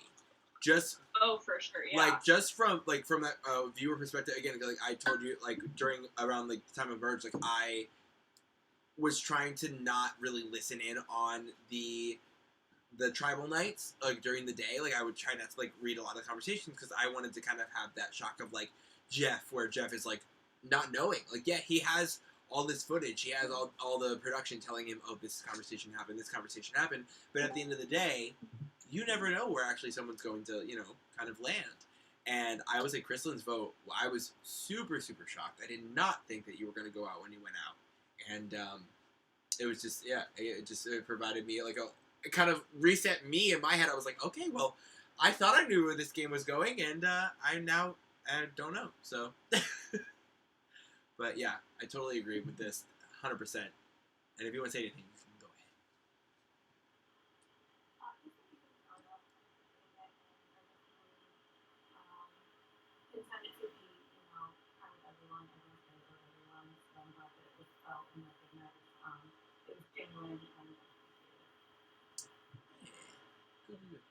All right, next one. All right, our next one is for Savannah, Ray of Sunshine Award. This should be surprising to no one. She was also nominated for the Kindest Soul, Most Liked, Prom Queen, and Light of Our Lives on the Google form that we sent out. And literally no one should be surprised at all. Because Savannah was so kind and just like this bubbly, sweet personality in everybody's help chat, or not everybody's help chat, but everybody's one-on-one chats with her. It felt like a help chat though, because she was just like, you can do it, bestie, with everybody. And like, even when Devonna was voted out, it was like, I know it's my time to go, and I love all of y'all, and I hope you do a great job. Devonna has not a negative bone in her body. Like, it's just, everything is beautiful and light and love from her, and I love that. So, Ray of Sunshine. Agreed. Also, the best nicknames come from Devonna. Yes! Yes. Yes! 100% best nicknames. I still never got mine, but it's fine. Isaiah, you're our cult leader. Ah! Okay, I'll take it. I'll take it. Devonna would approve of that since Devonna joined a cult. So, cult leader works. Very true. Alright. Next one. Butterfly Award for opening up and becoming beautiful you goes to Joe. Because at the beginning, Joe was very closed off and like quiet. And then slowly but surely, we got this metamorphosis from Joe, where Joe just became this wonderful light in the community, so much more talkative, so much more willing to open up both in your help chat and with your friends on the pond and in your tribes. It was just really amazing to watch the like transformation from when you started where you were a little bit nervous and like Water Tribe was really quiet and you didn't quite know like where you fit into that, and then as time went on, just we got to see more and more of Joe, and I loved that. That was such a beautiful, like, just watching you become yourself in the server, and I loved it. Loved it. I love you. It was wonderful. Thank you. That seriously means a lot, and I'm gonna try not to cry. But, I mean, as all the mods know, like, I remember I sent, like, a really long video to my help chat just explaining how, like, I was in a bad place before the game started, and then, you know, as we kept going, and I kept meeting new people and forming new connections, like, you're right, you know, it brought me out of my shell, and this game is, like, what I really needed in my life, and it just came at, like, the perfect time. And I want to shout out to Brenda and Stephanie, because I feel like they played a big part in that, in my game, and just kind of breaking my cocoon, I guess. They really helped bring me out of my shell, and they made me feel comfortable and welcome, and yeah, I don't think I would have had as good of as experience in this game had it not been for those two. So, and thank you for this award, because it means a lot that you saw that in me, and that's really cool. Yeah. I say just a little thing, because I was with Joe at the beginning. Joe kind of like grow, I guess, and open. Because I remember within like the first Water Tribe, like it was so awkward because like no one was talking, and it was just like quiet. And I just felt like really like out of place because I'm very much a talkative person. And then when we got the tribe swap and we moved over to New Makani, like, oh, that chat was lit. Okay, like we talked so much, and I saw Joe opening up, and it was just really fun to see, honestly, because like even back in the Water Tribe, like Joe, you were one of like my favorite people on that tribe. Like, I mean, the people who I liked on the Water Tribe came with me to do Makani. It was Joe and Kimmy. So, like, literally, like, I was like, yes, this is great. And, you know, it was just great to see you open up and actually, like, start talking. And I know it was, like, Brenda and Stephanie were really able to get that out of you. And I'm really happy to see that. Love it. Big love for Joe. Yes. Okay, next one. We have Kevin, Vanilla Spice, the Goodest Boy Award, because Kevin emanates Golden Retriever energy. And also Sam nicknamed him Vanilla Spice when we all I don't remember who was there for that, but there was a BDSM quiz at one point. That was New Ahi. And that was, okay, New Ahi. I'm dying. Those of you who were not there, sorry that you missed it, or you're welcome that you missed it, depending on where you fall on that. But beautiful. Okay. Kevin came back as like 98% vanilla, and he said, "I am vanilla, LOL." And so Sam nicknamed him Vanilla Spice. Oh my god. Okay, so I have mad love for Kevin. Everyone knows this. But so good. I think Kevin is so funny and positive, and he gets spicy, don't get me wrong, but you have just been such like a fun person to get to know throughout this process, and you never quite know what you're gonna get whenever you go into your help chat, which is so fun to me. Like, sometimes you're serious, and sometimes you're like screwing with specifically me. It's amazing. Anyway, you also were nominated for the Chair Award by one of your fellow castaways. I'll leave that to interpretation, whatever you want that to mean. Oh my god, that's so funny. Smells like Shelby. I can neither confirm nor deny. Can I just say something? Sorry, Shelby, you go first if you want. I just have something to say. I was going to say I don't fully remember doing that, but I probably did. You did. Because our winner eclipse is starting in about 13 minutes. Yeah. So if anyone is interested in watching that, it is happening in 13 minutes. And it's a super lunar eclipse. Well, thank you for the astrology talk. Thank you. All right, go ahead, Caitlin. Also, I love that photo of Kevin, by the way. That's one of my favorite photos. I know, me too. It's because he looks so happy, just like the golden literally retriever. looks so joyous. Also, yeah, sorry, Kevin, if you wanted to say I something love before we move on, I apologize. I did realize you wanted to say anything. Oh no, you're fine. I was not gonna lie, I was a little offended when I saw a picture of a golden retriever by my name because I like think of that as being like dumb and happy and like just like here for the vibes. But your explanation made me feel way better, so thank you for explaining that. Yeah, no, I think you nailed you got it spot on. I think I'm a pretty wholesome, nice person, but there is some weird energy that comes every once in a while. That's my wife laughing because she puts up with it a lot. I hope that Also, Addie shout agrees. out to Addie. Yeah. Shout out to Addie. Yeah. Addie puts up with a lot. We were walking in the grocery store today, and I told her, I was walking behind her, and I was like, I'm feeling really cantankerous. And then just like grabbing her arms and like smacking her around a little. It just, like, sometimes it just comes out, and you all were, if you were fortunate enough to see that, then you're welcome. So, but thank you. You're welcome. Trust me, everything on your paper plates, all of you, this is to all of you, everything on your paper plates is said with love. I promise you, none of this is meant to be shady. Oh, not at all.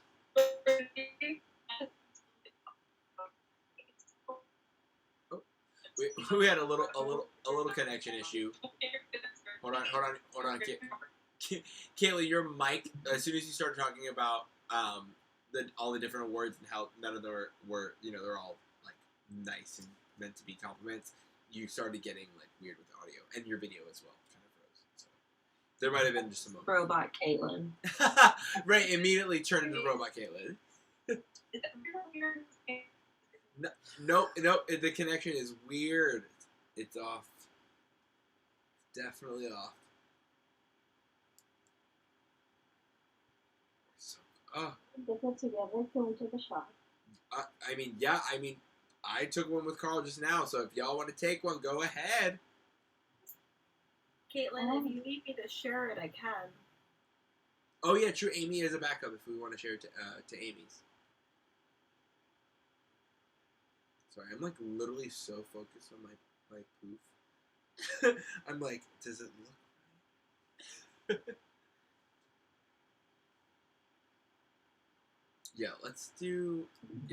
Okay, cool. Oh, not cricket noise. Dang. Oh, hi, Caitlin. Hi, my computer suddenly stopped operating. Is she back? So, am I able to share my screen on my phone? You should be able to. It should still have the same functions, but if not, Amy was saying that she could just share it on hers if we wanted to move over to her screen. Okay. She can still narrate. I'll just move the slides. Yeah, so if you want to still either way, if you want to do do you want to do the narration and then Amy shares, or do you want to do? Yes, that works for me. Okay, cool. Let's all go to Amy. So Amy will share her screen. And then, oh my god, I came back and I just see Joe's face just like in the camera. Joe's just like, hey. Because I haven't been looking. I'm on my phone and there's just no good way to hold it that's comfortable. So sorry, y'all. No, you're good. It was just so funny to come back from seeing only Caitlin and a slide to then Joe's face just, hey, what's up? Sorry for the struggle that is my computer right now. No, it's okay. I'll It's give you a okay. moment to get it queued up here. Oh my god, is your cat on the fucking top of the fridge? I love cats so much. Oh my god. They're so adorable. So cute. Also, by the way, I'm just gonna give. Oh, wait, hold on. Quiet little. Wait. Sorry, I lost Sarah. People started putting on video and, like, Sarah moved. But, oh my god, Emmett is literally knocked out in your arms. Oh my god, it's so cute. I love him so much. Yo, okay, so now I can also talk about this too. I love Emmett so fucking. Again, I love all of the kids of Survivor, but oh my god, Emmett's photos, his outfits, his aesthetic. Even though he's only a little over 1 year old, he has an aesthetic, and I'm here for it.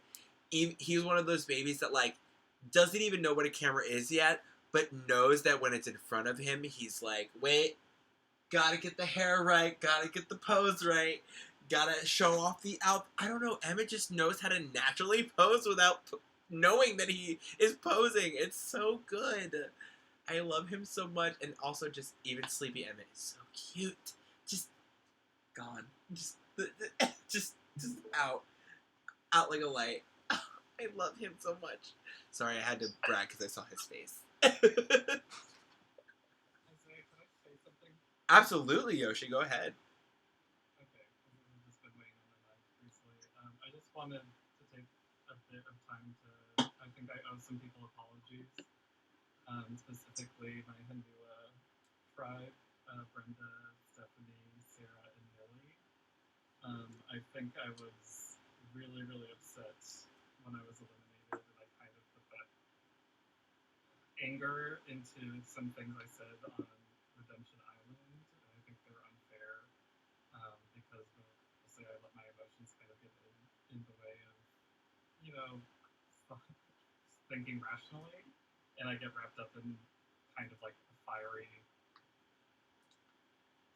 inferno, and I think I wasn't right in the things I said, and I just felt like I need to clear the air and say I really apologize if I hurt your feelings, if I made you feel some type of way, if I made you feel less than.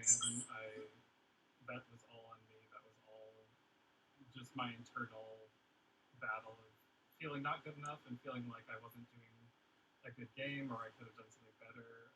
Just really upset with, you know, my results, and it had nothing to do with you as people or how you were playing the game.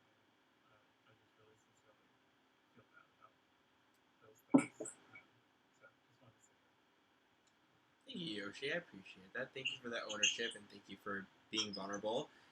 And I'll allow anybody to respond if they would like to. Yeah, I wanted to respond to that. I wasn't gonna mention it. I wasn't gonna talk about it in this setting if they didn't know where you were with that, and I was gonna come to you personally as soon as I was allowed to.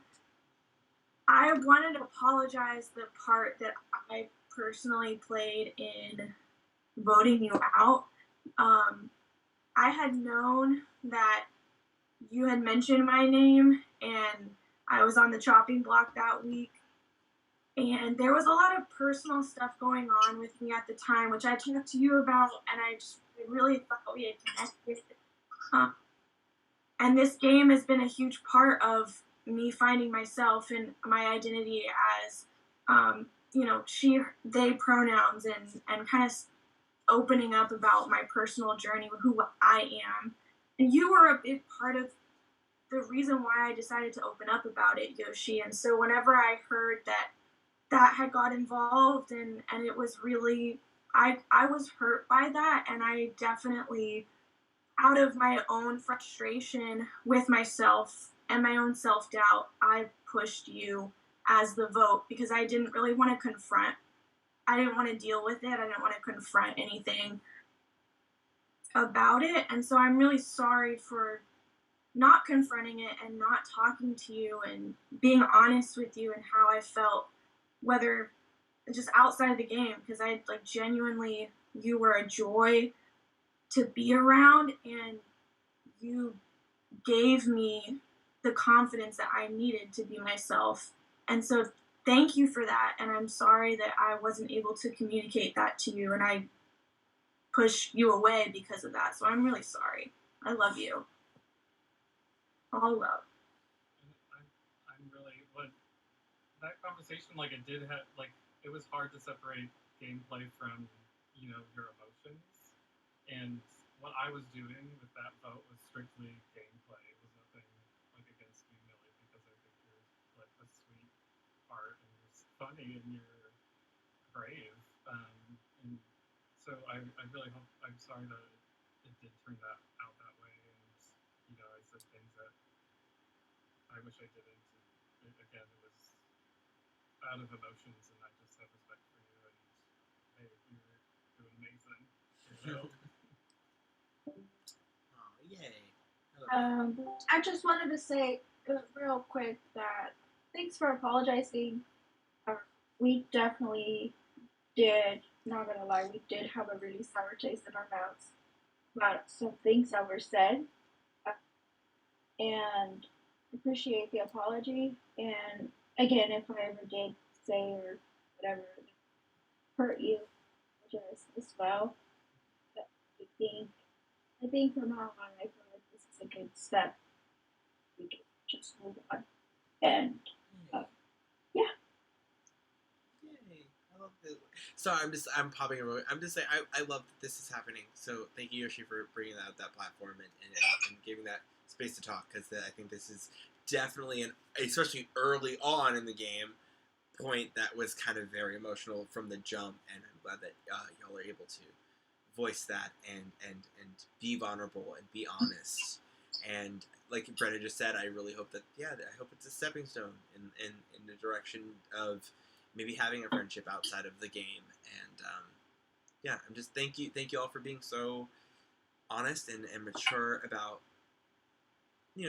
the personal relationship. Because again, obviously, like that was a Hanua thing, and so a lot of Makani and Ahi and Vi people don't know that was something that was very, very big and how personal it was. So yeah, thank you all so much. And if Stephanie, I know you're the last one or Stephanie and Sarah, if y'all wanted to say anything about that, you're more than welcome to. Obviously, Sarah, you have MS, so I'm sure you might not be able to talk. But Stephanie, if you wanted to speak up, you're more than welcome to. So does that mean you want to follow us again on socials? The tea! Because you unfollowed all of us, like rage style.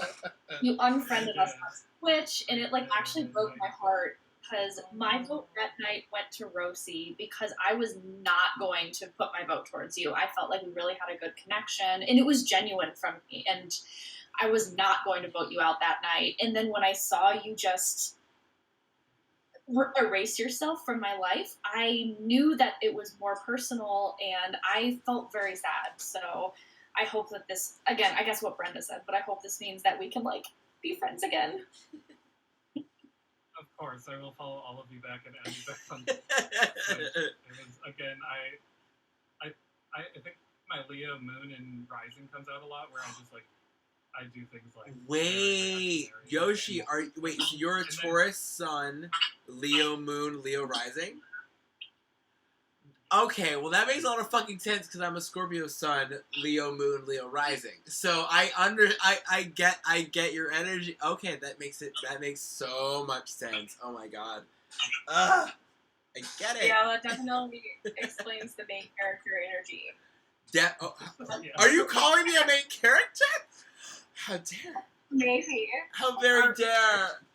Maybe I'll. Is Caitlin ready for us to go back to the paper plate? Yeah, totally. Caitlin is ready. Oh no, Emmett's alive. Oh my god. Not alive. I said alive. Awake. I said alive. Emmett's alive. I hope that. Okay, I don't think I can hear her. I thought I could hear Caitlin. Okay, can she hear everyone else? Can someone ask that? I can hear you. Can Amy, can you hear everybody? So yeah, there's something going on my end. So Isaiah just told me to go to the next slide. Oh, so wait, you literally just can't hear Caitlin? No. That seems hateful. It's fine. I don't want to back out because I already have this up. No, you're good. No, Caitlin said in response to you said that seems hateful. So that's why I laughed. You're good. Caitlin, will you leave and come back? It should fix it. Okay, yes, I will leave and come back. That's just so weird that that Amy is the only person that couldn't hear Caitlin. That's why I laughed, because it was like, that seems hateful. But yes, no, if she comes back and it's not the same, then we will definitely give you cues. Amy, can you hear me now? No. I'm in the Guess not. That's weird. That's so odd. Okay. Oh, okay. All right. So, go ahead, Caitlin. Again, we'll give Amy cues when you have to switch the slide. Okay. Amy, is it possible you're like, you can adjust the sound for each person individually? Just check that your sound for her is like on. Oh, true. But sorry, Caitlin, go ahead. No, you're fine. While she's doing that, I will go ahead with the Sorry, it's on. Yeah, it's not that. I think it's just Discord. Discord said, "Fuck this." Yeah, I don't know why Discord is picking on me this evening, but sure. Okay, next word is for Millie, and it is the comeback kid, Gonzo but never forgotten. Aww. You were also nominated by the cast as most determined. Obviously, I love Millie very much. Millie is my IRL friend, and also I loved watching your growth this season. I think that you played an excellent game, and the Comeback Kid title is indicative of that. You went on to RI, and then you kicked ass, and then you came back, and then you kicked ass some more, and that was very impressive, just from, like, a player standpoint. Definitely did better than I did during my season, so I was very, very proud of you. Also, the Gonzo thing, if people don't already know, when Millie joined RI, Millie was the only one on RI, and used Gonzo, which happens to be Kevin's favorite villager, as, like, her Wilson, if you've seen that movie. It was so funny. And just talked to Gonzo all the time. Just was like, hey, Gonzo, how you doing today? You know, it is hot here. Like, it was hilarious, the conversations that she just carried on with Gonzo, like, in the RI chat by herself. So funny to me. And then there were also the naked Gonzo edits, which you can see on the plate. There were avocado pasties at one point when Sarah was there. There was, like, a fire bikini, like, fire emoji bikini at one point. It was absurd, and we lived forever to live with it. So, congratulations to Millie for being the comeback kid, Gonzo but never forgotten. Yes. And Millie... Yeah, I can explain Gonzo. Go for it. So, I feel like I should be an honorary member of the, like, Hate Kevin Club. Because... Okay, it's You should be the president. not Hate Kevin Club. You're the only one who hated you. That was all you. I hate you.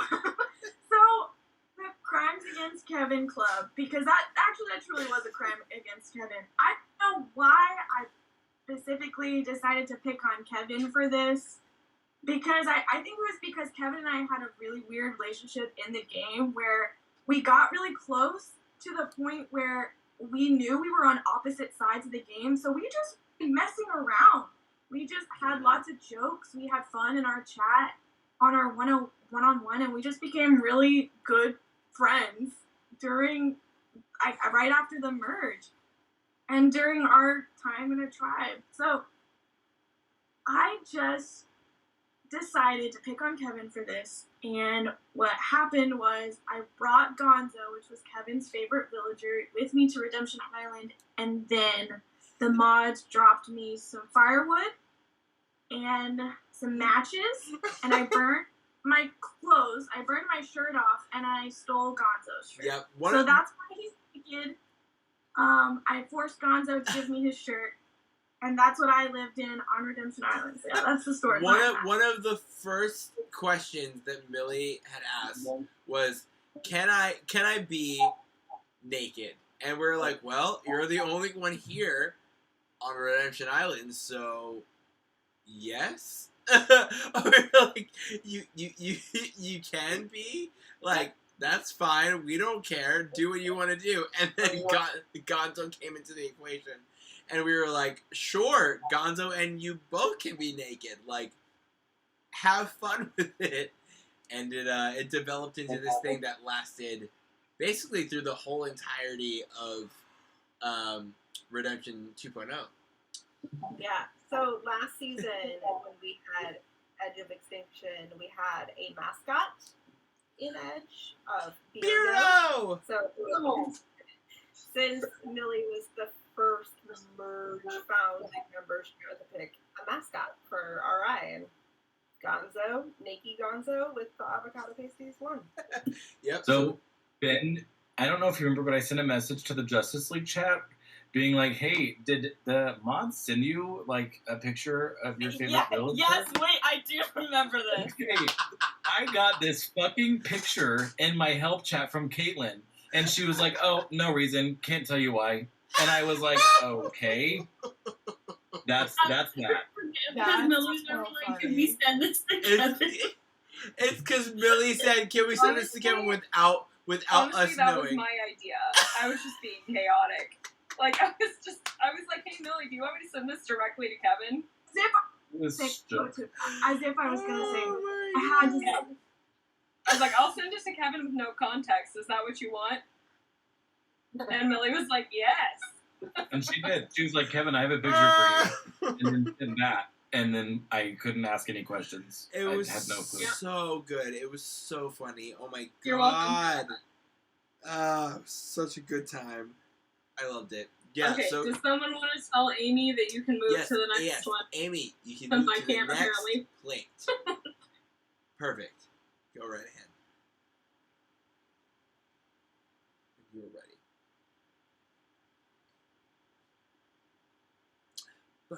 I'm waiting for it to load. Okay, Oh, yeah, Nisha.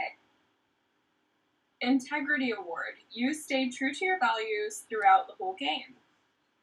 I think that this was very evident both in your help chats and how you talk to other people, because there were several instances in which you were put in a position where you maybe were asked to like reveal something that you had already promised someone else you wouldn't, and there was a lot of like, I can't really talk about that, or things along those lines. It wasn't, you were never outright sleazy with your lying, if that makes sense.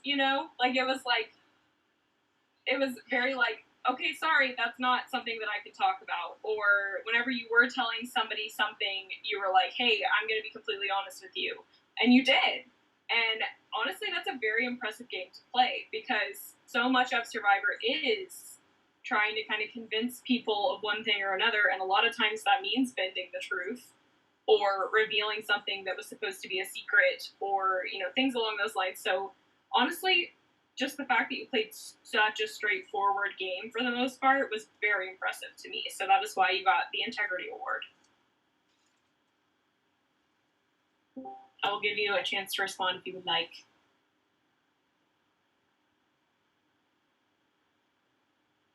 If Nisha is even still here, I don't know. Yes. I literally just came in. Okay, well, just so you know, you got the Integrity Award. So there you go. It's up on the Wait, screen. give the speech again. Give a little debrief speech again. Oh no. Okay. Basically, long story short of your Integrity Awards is that you guys, I am 5 White Claws deep. Is that you were very honest with people, and that even when you were presented with opportunities to lie, you often said, that's not something that I can talk about, or you found a way around lying, which I thought was very straightforward of you, and that's super hard to pull off in Survivor, to be so straightforward and honest and keep your values throughout the game. So that is why you were awarded the Integrity Award.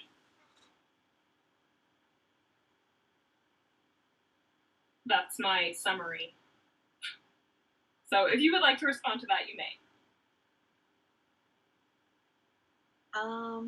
I will say that oftentimes I felt like it wasn't a good way for me to play the game, and I felt like it got me nowhere. Like, I feel like I had said at one point to the help chat, like, I feel like I'm trying so hard, but it's not working out for me, but I don't want to have come this far and then suddenly just flip and make all that work for nothing. And I often felt like it was a really, like, poor choice where it's like, I should have lied to everyone.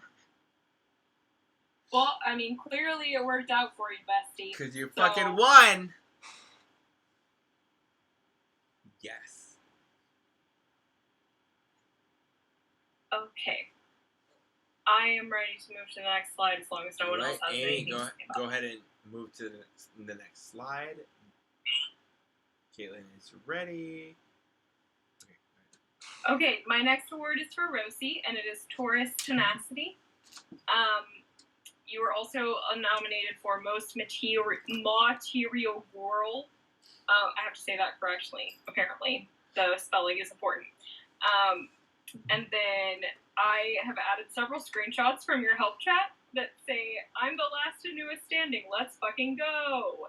And then, and I do it again with the nail paint emoji. I gotta put me first with the skull emoji. And I ain't going anywhere anytime soon. I'm manifesting it. I just felt like throughout the game, Rosie, you were such like the emulation. Emulation, is that the right word? Anyway. Yeah. You were a Taurus.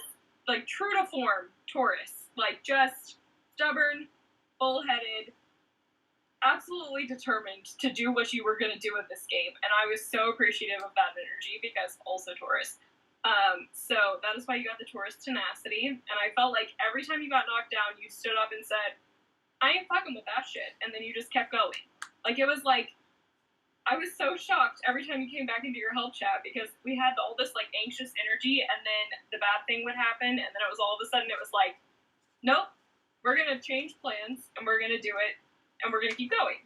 Like, it was just, rebounding from troublesome times over and over again. I was very impressed with that. So that is why you got the Taurus Tenacity Award. And you may respond to that if you would like. Okay, so I feel like there were some things where I was just like, you know what, I'm just gonna fucking do it, whatever, let's go. And there was also those times where, like, I felt really defeated in this game, and I was honestly, like, very close to giving up at one point, to the point where I almost, like, probably would have told everybody, like, oh, you can just vote for me, I'm not going to fight it anymore. But then I was just like, you know what, let me not, and just, like, scratch that. Let's just see what happens, and then,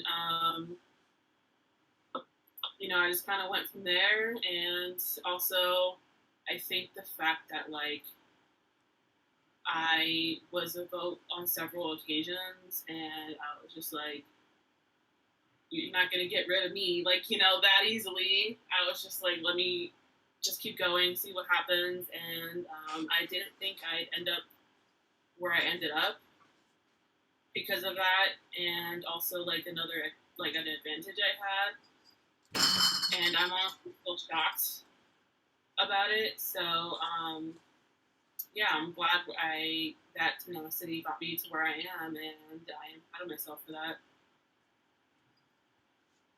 I'm proud of you too. Good job, bestie. Okay, does someone want to let Amy, Yep, we can Amy, go to the go next ahead. slide. Next Thank slide. You. I feel bad that you can't hear. Yeah, I know, right? Ugh. I literally can't hear anything. I can So hear weird. when It's someone's so weird. responding about words. That's what I can hear. Sorry. Caitlin says sorry. I shouldn't have said that. Okay, Sarah got funniest dad joker, because Sarah was always hitting us with the dad jokes. It was so funny. And, like, even in her help chat, whenever things were, like, tense or she was struggling with something or whatever, Sarah would just come out of nowhere with some outlandish, hilarious pun. And we would just all fall over dead. It was hilarious. Sarah made us laugh so much this season. Like, just so many times in your alliance chats and your help chat and the tribe chats, just constantly hitting us with the funnies, and I loved it.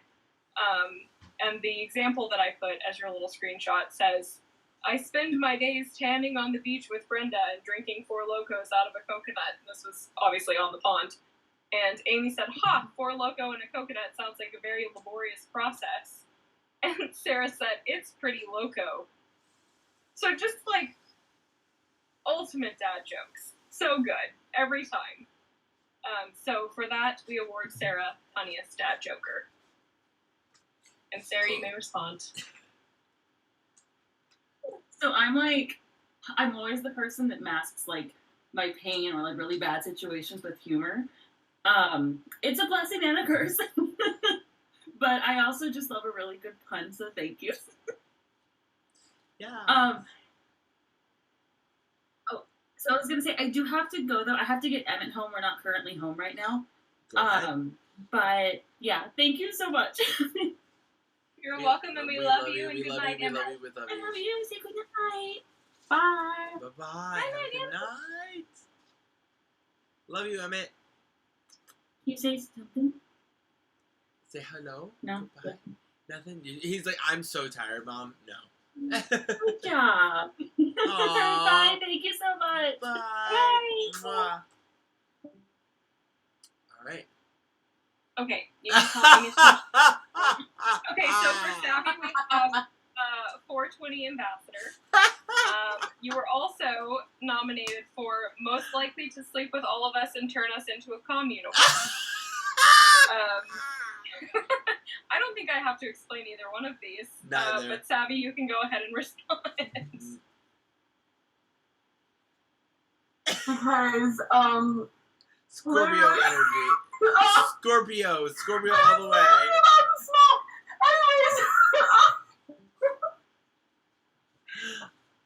I love it. It's true. I am a stoner. If you didn't get that gist, yeah, I talk about it a lot. I love it. I live in California. It's legal, and it helps my anxiety. Okay. One of my favorite chats of the season was Millie and Savvy's Alliance chat that was just about smoking weed. I was so sad about Millie that week. Like, I literally, we had that chat, and everyone was like, "We're voting Millie," and I was like, that's my smoking buddy. I was like, you can't do that to me. I just realized my mic was not up to my face, and I'm so sorry. Again, You're good. I mean, You're okay. 420 buddies.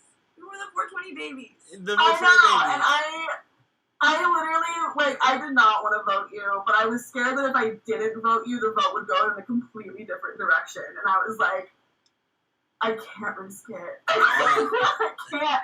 I really, honestly, that's probably one of the moves that I kind of wish I had done differently, because Millie, I enjoyed you so much. I enjoyed having our conversations, and then when I got into Redemption, and you were still there, I was like, yes.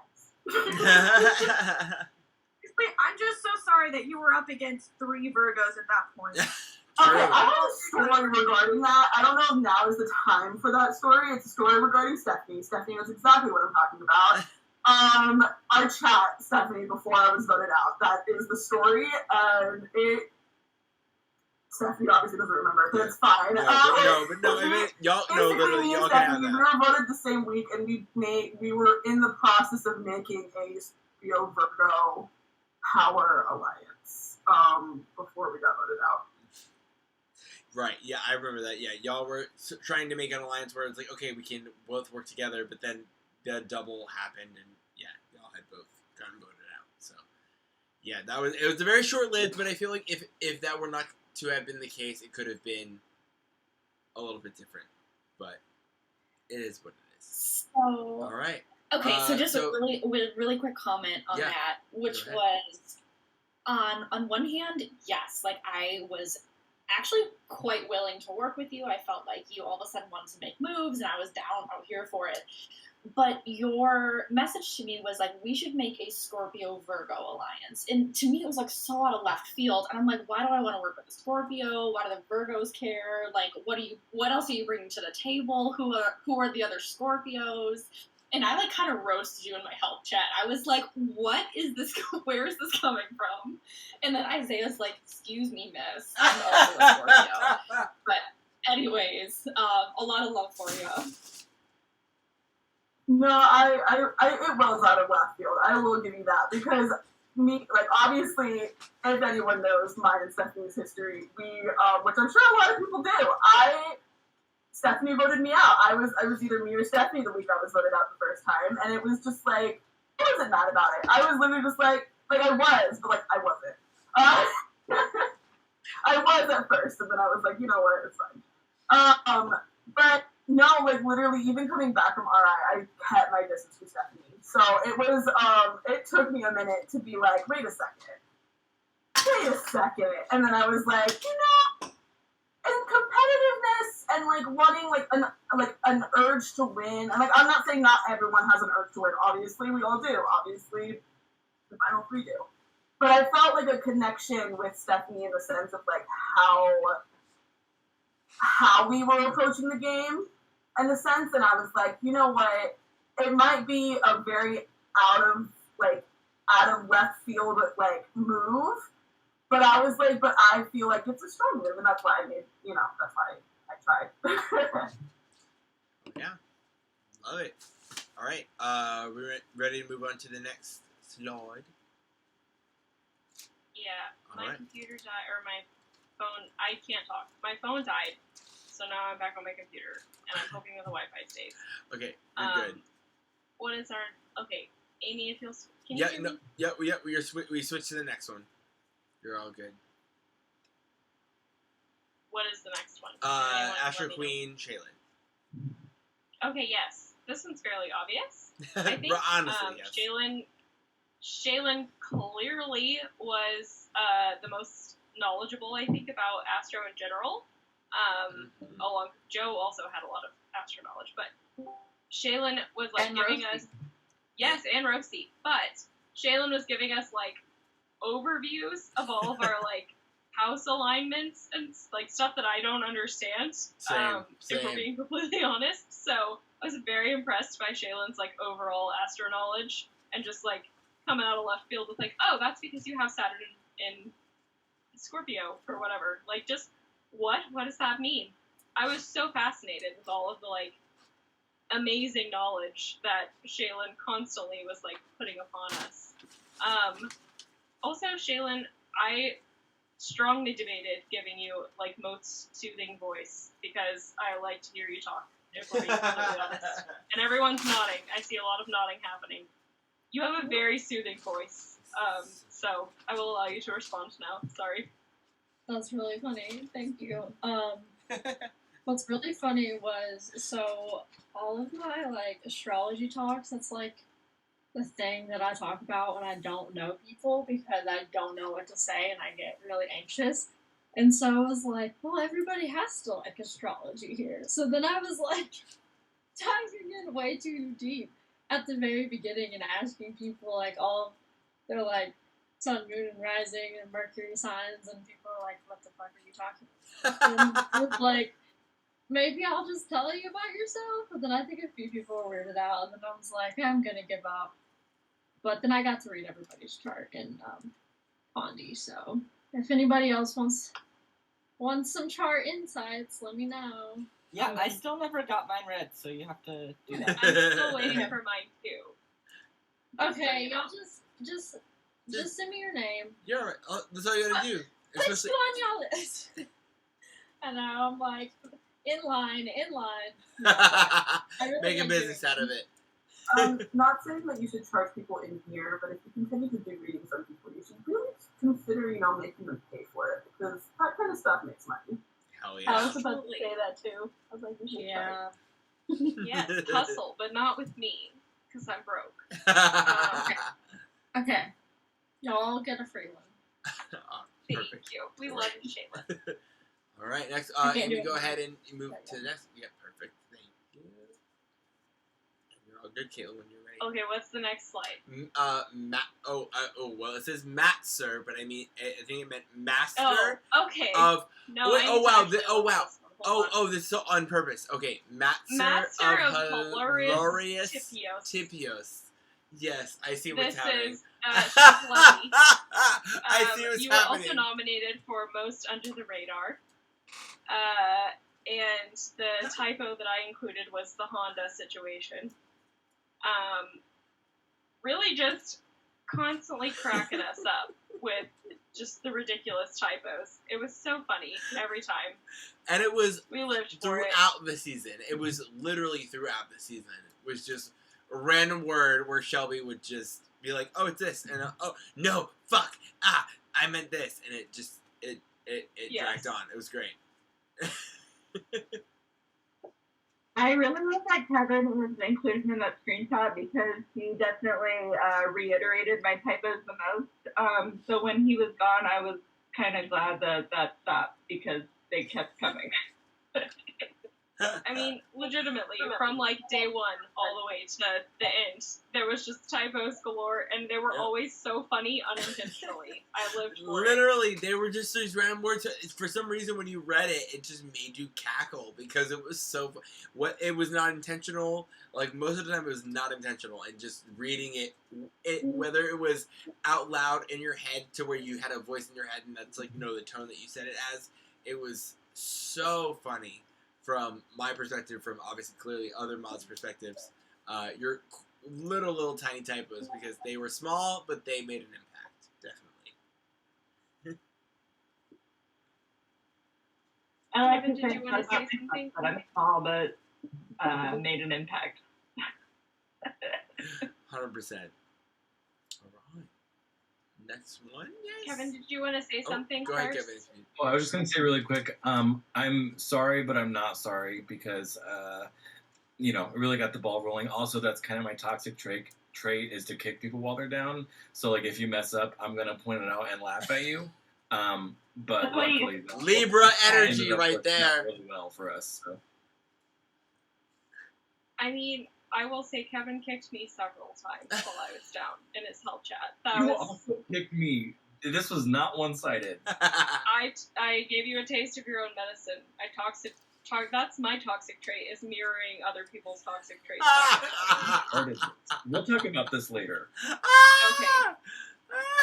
We will revisit this later. Alright, next one. What is it? Sassy scientists. Okay, sassy scientist, serving knowledge and laughs at every turn. Correct. That one goes to Stephanie. Clearly, I have included 2 octopi, as it should be for Stephanie. You were also nominated for funniest.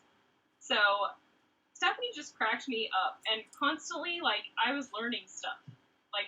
Stephanie made me feel like I was both in school and also that my teacher was hilarious. It was, excellent vibes. Every chat that she was in, we learned, random, facts about octopus, or, some random science, vaccine-related thing. It was literally, I learned so many random science fun facts from Stephanie throughout the season, and I was like, I'm living for this. But also, just the jokes. Stephanie was so witty and quick, and, every time something came up, we got all these, hilarious quips right off the bat, and I was like, yes, Stephanie. Amazing. Definitely. I love it. So good, so good. All right. Appreciate it. Thank you. And honestly, this is validating for me because no, but it's been such a dream of mine to become a professor someday, and that's ultimately why I'm getting my PhD and why I'm hoping to sort of stay in academia. So hopefully I'll be able to sort of translate this into the classroom and make my lectures interesting, exciting, whatever. So thank you all. Yeah, totally. Literally. I will sign up for your class. Yes, and also seriously, no, you're good, Caitlin. Use if you have these experiences. If you can pull literally one experience from your time here and use it in your lectures in your classrooms, I would be so just flabbergasted and honored that would be able to be related to whatever lesson you're teaching. So it's science is cool, and then you bring in this whole moment.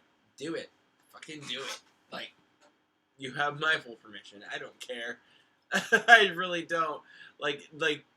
Just use whatever you can because it will make you more unique, and I think that your students would definitely find it very interesting to see their teacher kind of pull these little personal moments and these intimate moments into their lessons. So it'd be really fun. And I also do need to say that I don't know that I would have been quite as funny without Sarah. So that's what that Hank's Angels chat is. It was mine and Sarah's after merge. And I feel like if I had to choose the funniest, it would definitely be her. And I know she's not here right now, but I just loved riffing with her. And, like, I'm so excited now since we're all, like, out of this. Her and I can just, like, you know, sort of enjoy this friendship and joking around and stuff. So, Yay. Just wanted to shout her.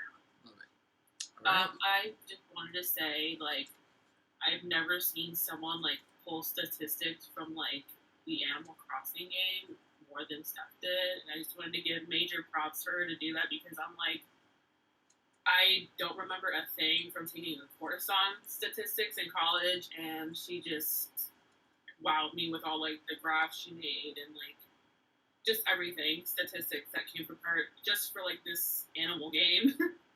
So thank you for that. Stephanie is the, like, queen of the spreadsheet, and we Yeah. love to Yes. I was gonna say, I remember for, like, the food comp, like, Steph made this entire spreadsheet with, like, pictures and, like, all of the recipes broken down by ingredients, and it was, like, insane. I was like, this is incredible. I'm obsessed. I love it. Yeah, that was definitely, and I think that kind of also goes back to, like, my, like, experience being a TA and stuff. Like, I just love making study guides. It was, like, my favorite thing, so Oh, yeah. I wanted to try to share them as much with everyone as I could. Nice. Alright, is that the last slide? I think that's the last Believe slide. it is.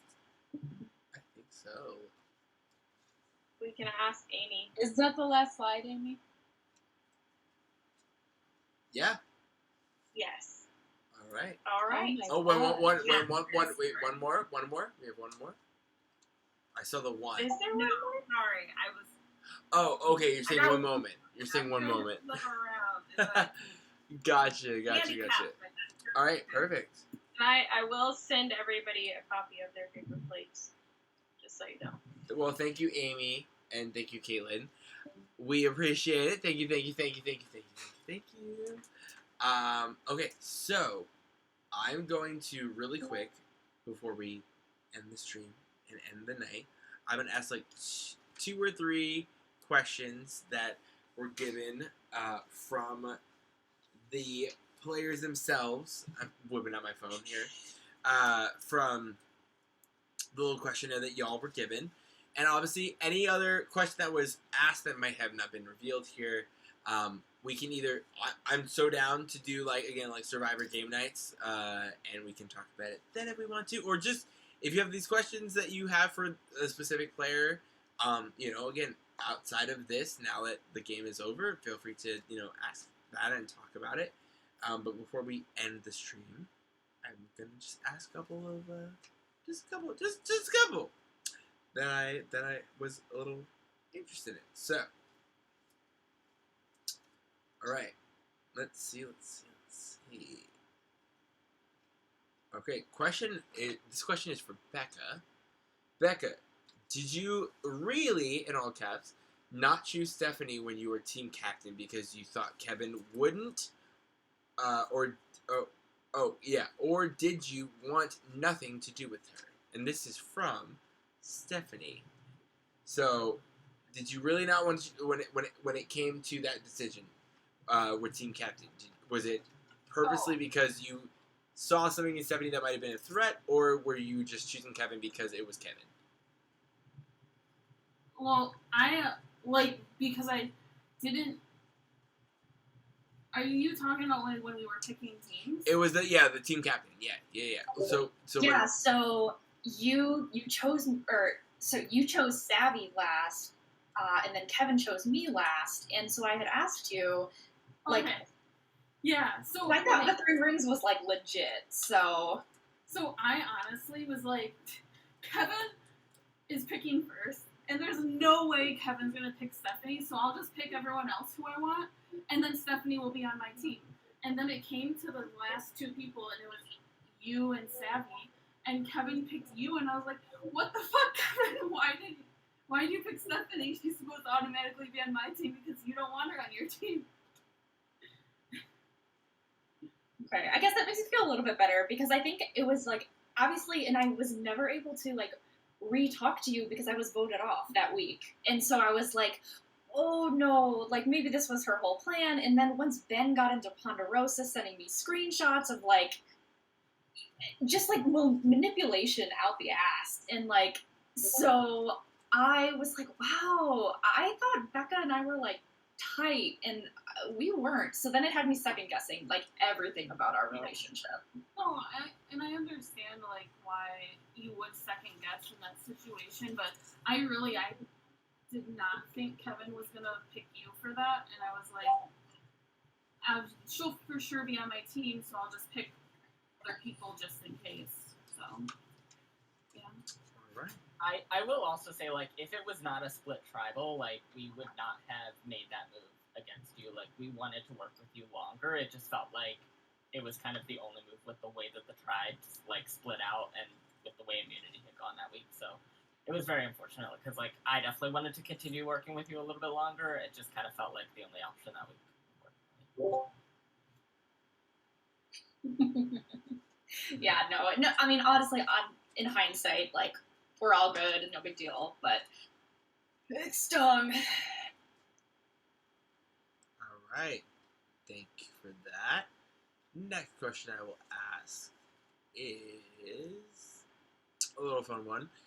Brenda, Rosie, and Becca. How'd y'all get so good at Mario Kart? And where can I sign up for these lessons? From Schlebby.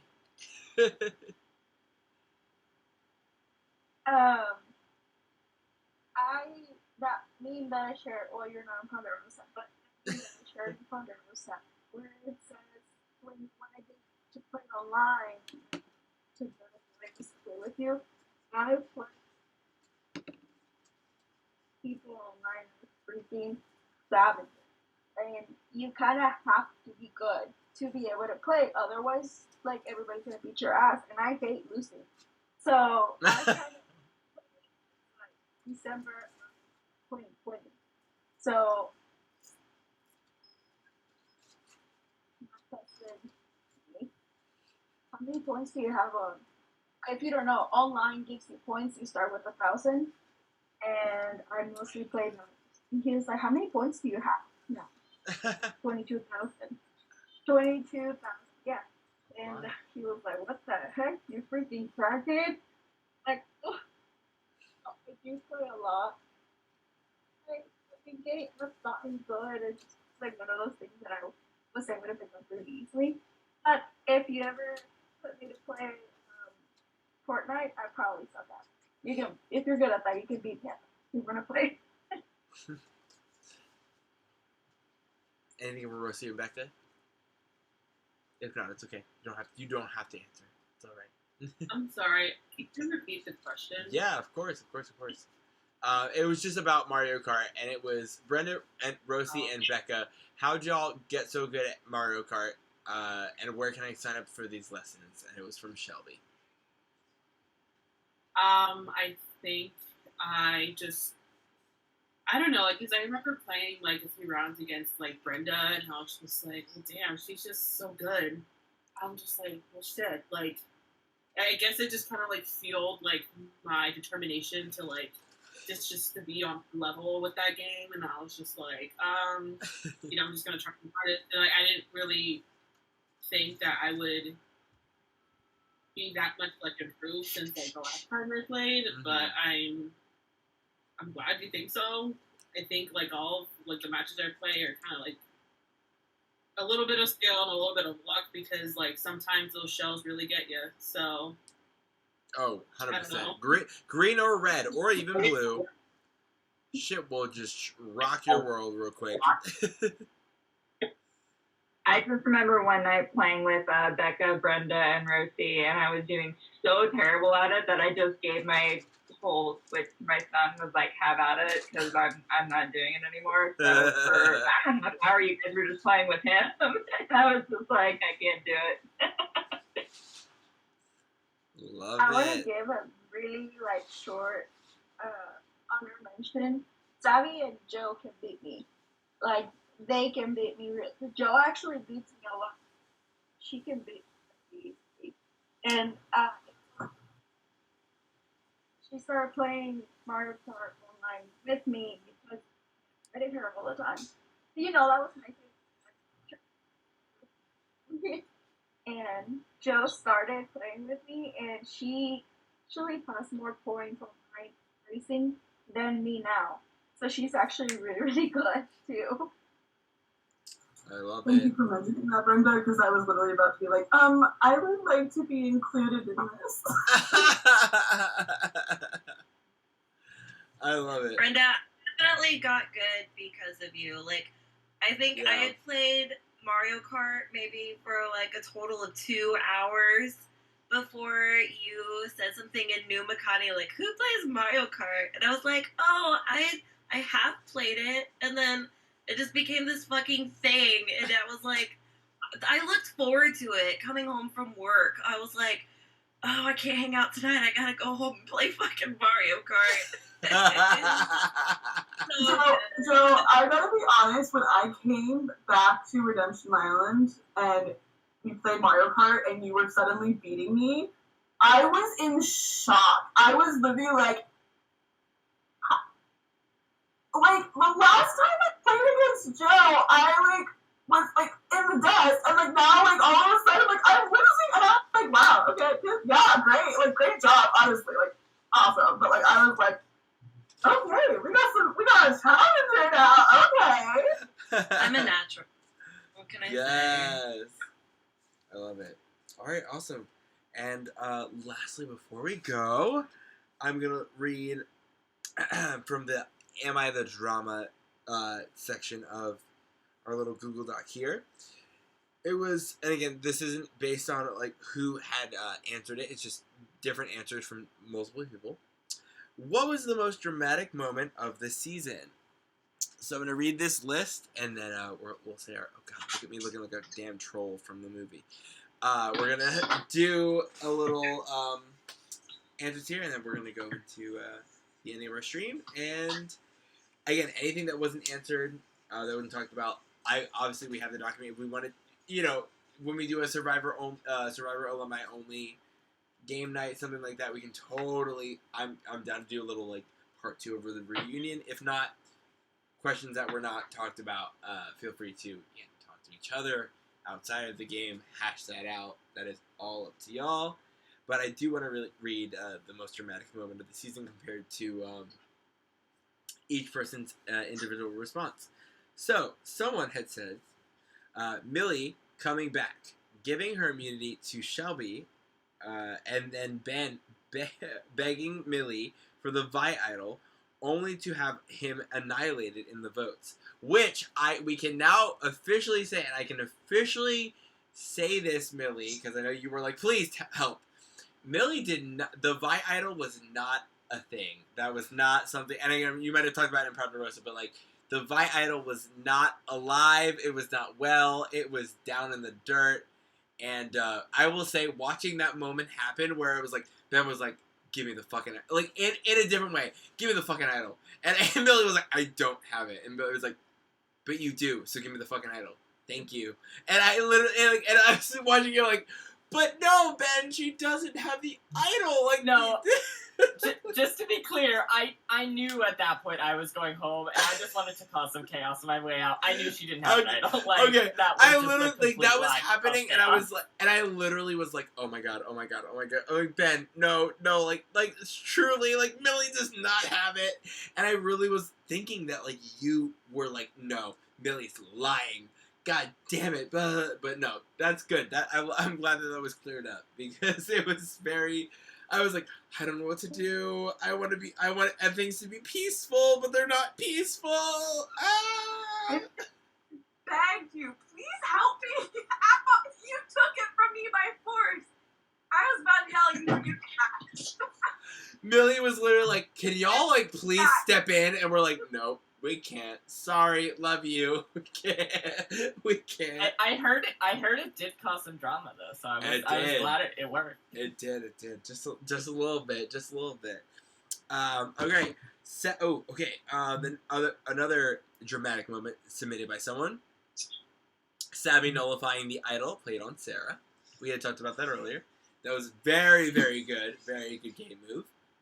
When Brenda called out his fucko, or when Ben asked Millie for the idol, that was another one by one person. Either again, this is from I see it. We have a name with parentheses here, so I'm gonna call you a little bit. If you want to speak up, you're more than welcome to. Either my vote out or Sarah's vote out with the idol nullifier. This person obviously knows what they typed, so if they want to speak up, they're more than welcome to. I think that was. I'm pretty sure that was. That me, was yeah. you. Yeah, that was you. So that was Ben. Another one is Rosie's speech after Millie was voted out the second time. So that was also a very dramatic declaration, as we like to call this season, and yeah, that was another dramatic moment for someone to point out. The next two have to do with Shaylin. The first one is Shaylin's Tribal, LMAO. And then the next one is Shaylin's Tribal, top moment of the season, for sure, in all caps. The next one is the Crystalline vote, and the aftermath of it, hands down. That was, to someone, the most dramatic moment of the season. And another one was definitely Shaylin's Tribal, or the Ben vote. So I see we got a little bit of a scale here with the Ben vote and Shaylin's Tribal. Another one was, surprise! Oh, so this is the first time I'm reading these. Anthony coming back from redemption. R.I.P. my game. I don't know. That was me. Surprise! Well, that is the moment where my game went from being an undercover target to front of the line. Fucking come and get me, shoot me right in the face, because he did so much shit talking, told everybody things that were not true, and it shut that was when my game went downhill. That was the turning point of my game where it was over for me. Yeah, and it was not. We're done. I'm moving on. But that was it. And honestly, no matter what personal drama I might have had with Anthony, the moment that we were from Redemption Island with Savvy and Anthony, we kind of both saw both of them as oh, this is going to shake shit up. These two people are going to come into this game and be like, all right, here's all my baggage, here's all my tea. And we were waiting from a mod perspective, we're kind of doing this. We're oh my god, shit's gonna go down, and it did, and it really did kind of shift the dynamic of the game, which was very fun to watch. Aside from everything else, it was still very, very fun to kind of have that moment in our game for this season. Also, Juno and Odin, hello. I see y'all messing with your mama over there in Amy's video chat. Yeah. Quick. They're not. Neither of them are here, but Sarah and Shelby could both back me up. Anthony's vote out was not Kevin versus Anthony at all. It was very much hey, the three of us need to team up and find a weak link in Ahi to get in and flip the vote. And Anthony spilled some shit about me to Crystalline. Crystalline thought she was getting voted out. So she came to me and was like, hey, I think I'm going home today, but just so you know, Anthony's telling people that you have an extra vote, blah, blah, blah, blah. I'm talking to Sarah and Shelby, and we're like, okay, that's what we got to do now. So that was very much a not my idea thing, and it became painted at this whole Kevin versus Anthony thing, and that was never the case at all. Yeah. So I just needed to make sure you all were aware of that, because that was bullshit, and it ended up costing me my game. And I will say, I was watching those chats very closely when that was happening, and I agree. Yeah, it wasn't Kevin's idea, but he did run with it. Yeah, and I will also say too, it was definitely interesting to see the whole moment of Kevin to Anthony moment, or Kevin versus Anthony moment, and then the Kevin versus Stephanie moment, and both moments were kind of both parties were it's not really a thing, but it's a thing in the game, so I don't know. But also, Crystal, if you wanted to speak I think that's where. Yeah. Okay. I see that you're unmuted. So go ahead and say your piece if you would like to. So I think most people know this, that I use Anthony before coming into the game, and I was anyone who didn't know that. I also know how to play. So, you know, he was giving me a lot of time with it for like an auntie that he was pretty sure he shared with his thing. So I just kind of knew that I needed to figure out how I was going to handle that. So I knew he was going to go size, I knew he was going to ruin the plans that auntie had, and that he was going to do the cause of, you know, breaking us up. So he was alluding to me being voted out. He was being weird about it, which wasn't right. So yeah, so it was really just kind of like, you know, like fuck it, I'm gonna be going out, like let me just this is, you know, what I need to do because I can't do hearing vibes and also can pick up and because I know him well. So it ended up working and you know, I'm glad it did. It brought me closer to Kevin, which I appreciated, and Sarah and Shelby, and it was a much stronger alliance. You know, when Audrey first started, I wanted to badly tell Becca that I knew Anthony and kind of warn her, but you know, I also didn't want to let the game from day one. So it was, you know, kind of like navigating that. I knew they were getting close, and I knew he was going to come between Becca and I, and that's just what he said. So it was a lot for me. So honestly, as much as it was like a blindside and surprising, it was a blessing to my own game.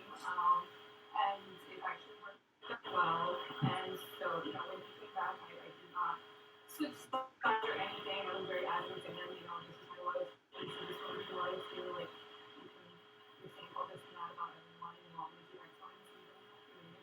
So, you know, I think a lot of people just didn't realize how difficult it was for me navigating that, you know, a personal relationship and then a game relationship. But, you know, I do appreciate that you guys called me on your shit and did what you had to do, and it ultimately helped a lot of people's games. So, you know, but yeah, it was just something hard for me, you know, to take the time. But, we're also competitive with each other. We played games together before, so I knew they were going to come for me. So thank you guys for helping me. That was helpful. I love it. Thank you, Ursula. I appreciate it. Thank you for speaking up. And yeah, all right. Now we have the last couple of, I think last three. Oh, okay. So yeah, so we have 3 more bullets before we finish. So we have when Millie came back and shook up our games! Exclamation point. And then this one is probably when Stephanie used her idol, which was then nullified. LOL. So that was a kind of a savvy nod. Which I will say that was probably one of my favorite tribals. Was 100% the idol being played. Like, so Sarah using the knowledge's power, taking that half idol from Kevin, which obviously I don't believe that Sarah had known that Devonna had the other half. So I was like, okay, this is gonna make the half and half idol kind of, you know, a little juggle game. Like, who knows, like what's gonna happen. And then as soon as Savvy played the idol nullifier correctly, I was like, well, it's gonna automatically go, because for those who don't know, the half and half idol, it was that if someone with one of the halves got voted out, it would automatically go, the other half would automatically go to the person who has the other half. So we had seen in the auction that Kevin and Devonna had gotten both halves, and we're like, okay, cool, like they're aligned, like it's kind of obvious, like we'll see, like if they tell each other, or if one of them maybe is a little more secretive. So they had immediately been like, okay, like we have the halves, and I was like, okay, cool, like there's an idol between Kevin and Devonna, but also that could also help the Justice League if the Justice League were to have been, you know, using that power in order to help the trio, but we weren't sure. And so when Sarah took it, I was like, oh, now this is going to be interesting, because you had the Virgo Queens, and you had the remaining Virgo Queens, and you had, again, the Justice League that was kind of, like, solidified, but still kind of fractured. It was just, there was this little thing where I was like, I'm hoping it kind of stays like this, but as soon as Savvy played the nullifier correctly, I was like, oh, it's going to go immediately to Devonna, and Devonna's going to have an idol, and it's just going to, like, I'm like, all right, cool, like, you know, it made it a little bit more of a clearer path, but at the same time, it still was exciting to see happen, because again, like Caitlin mentioned earlier, like we have not seen a nullifier played correctly up until that point. So it was very, very fun to kind of watch that whole domino effect or like ladder effect happen where it's like, oh, one person thinks they have the advantage, and then but something happens, so this person now has the advantage. Oh, but then another thing happens, so now this person has the advantage again. So that was very fun to experience, especially at such a, I wouldn't say early tribal, but it was, it was more of an earlier on tribal compared to all the ones that we had. But yeah, and lastly, to end it off, and I think this is a great ending little quote here. The last dramatic moment of Am I the Drama was, oh boy, ... Ben? ?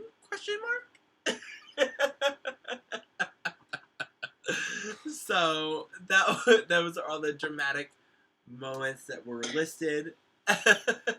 And yeah, if anybody has, I know specifically the mods, if any of y'all have any final little messages to say before we finish the stream, and again, I will obviously allow any little last quick moments from our cast of this season to say any last little words before we end the stream tonight, because I know there has been a lot of emotion. A lot of people are sad but happy, but also just, kind of sentimental about tonight. Feel free to please speak up. I will obviously have the last little word, and then we will end our fourth season officially, and then we'll go into sending each other our socials and our phone numbers and whatever y'all got to do. I know it kind of started today a little bit, especially in Ponderosa, but yeah. And then again, obviously I know I want to talk about, like, we wanted to play Among Us or Mario Kart. We're definitely going to have a little bit of game night. I'm off Thursday night, so if you're around Thursday night, I plan to probably stream that night, just to have a little bit of hangout. So just aim for Thursday if y'all are free. I would love to do a little bit of a game night, and yeah. So if anybody wants to speak up, feel free to. Oh God, I don't know who that. I was just I don't know. I wanted to open it up to, like, does anybody have any questions specifically for the mods that you wanted to ask games? Like about gameplay or about, like, stuff that happened during the season, anything? I want to know who the mods, like, preseason picks were and who they were most surprised by.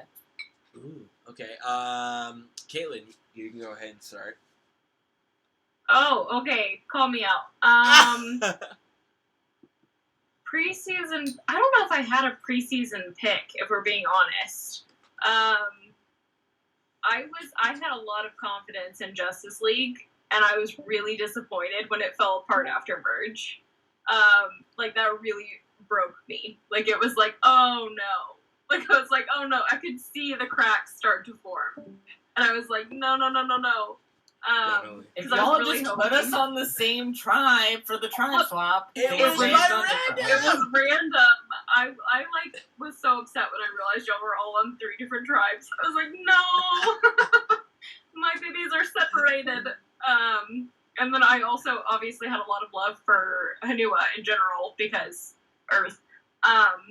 I also am Taurus, so like, that was just something I was like, oh, maybe the Virgos will make it, or like, I really hope Rosie gets to the end, like, just in general. And obviously I have a lot of love for Yoshi too, but they were voted out quite early, unfortunately. And then, what was the other half of that question? It was like, who's most surprised by, yeah. I think maybe Shelby. Shelby was, like, the biggest shock to me, because at the very beginning of the game, Shelby was, like, I don't want to be mean, but, like, I was kind of like, man, if that makes sense. But then, like, as the game went on, I was like, oh my god, Shelby's gaining speed. Like, Shelby has so many alliances. Like, Shelby is adapting so well. Like, I was like, oh my god, every time Shelby joined a new tribe, I was like, whoa, okay, Shelby, go off, like, with these alliances. I'm so surprised. And really, honestly, like I said earlier with the paper plates, every single vote, almost, Shelby was, like, in the majority.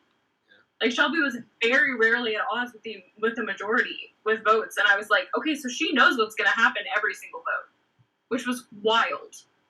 So I was very impressed with Shelby.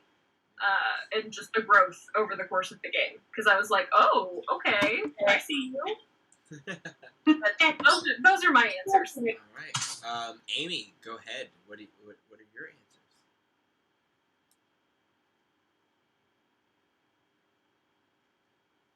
Sorry, I'm muted and then I have to do push to talk. No, you're good. The question is who our like preseason picks were, and then Yeah. Who was your most preseason pick to kind of like, I guess, win or do really well, and then who were you most surprised by? Honestly, okay. So, being a water sign, I had high hopes for the water tribe. Same. And I was a little disappointed, to say the least, with the water tribe. Not that I don't love my water babies who are here, but our tribe in the early days was not. It didn't gel. It's just all the water emotional people were just off in corners by themselves. So. Savvy's like, yep, you're so right.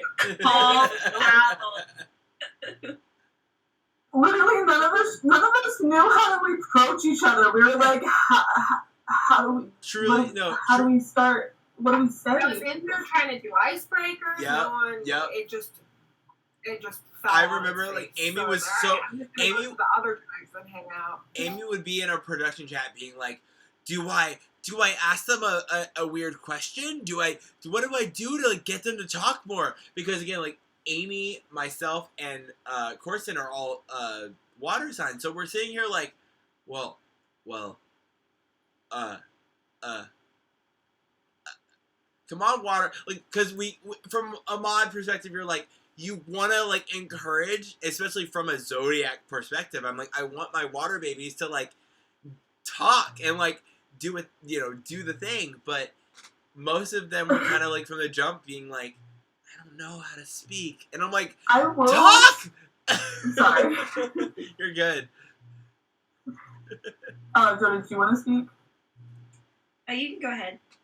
Okay, I was gonna say, like, I will say that I generally am more of an extrovert. Like, I like to talk a lot. And so, like, I very much was, like, at least as far as I know, I was trying in a way to, like, respond at least to the, prompts that Amy was giving and stuff. But, like, I'm also very much a person who, if people around me are, like, I follow the vibes of people around me. So, like, because, like, you guys, like, everyone was just kind of, like, chilling, hanging out. I was like, okay. Because that's what we're doing, then I guess that's the vibe here.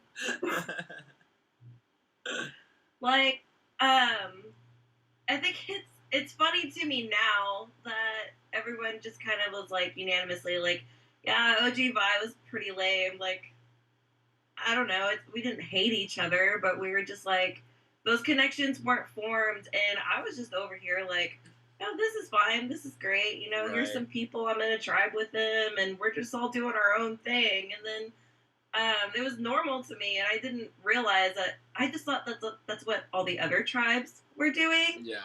And then, and as producers, we couldn't be like, oh yeah, actually every other tribe is talking, and you all are really quiet. Right. That was the hardest part.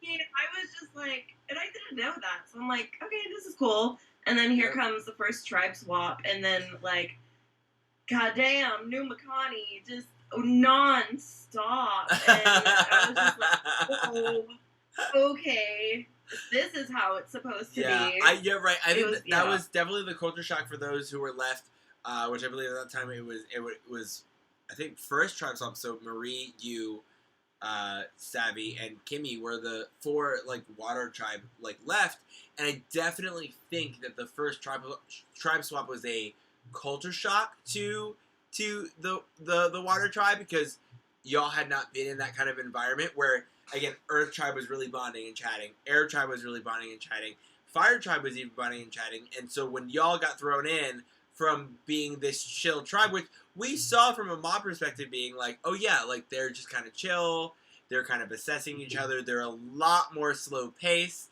and it introduced you to people who were like, hey, hi, how are you, hello, da-da-da, and you're like, okay, hold on, like, how do I react? Let's talk about our kinks.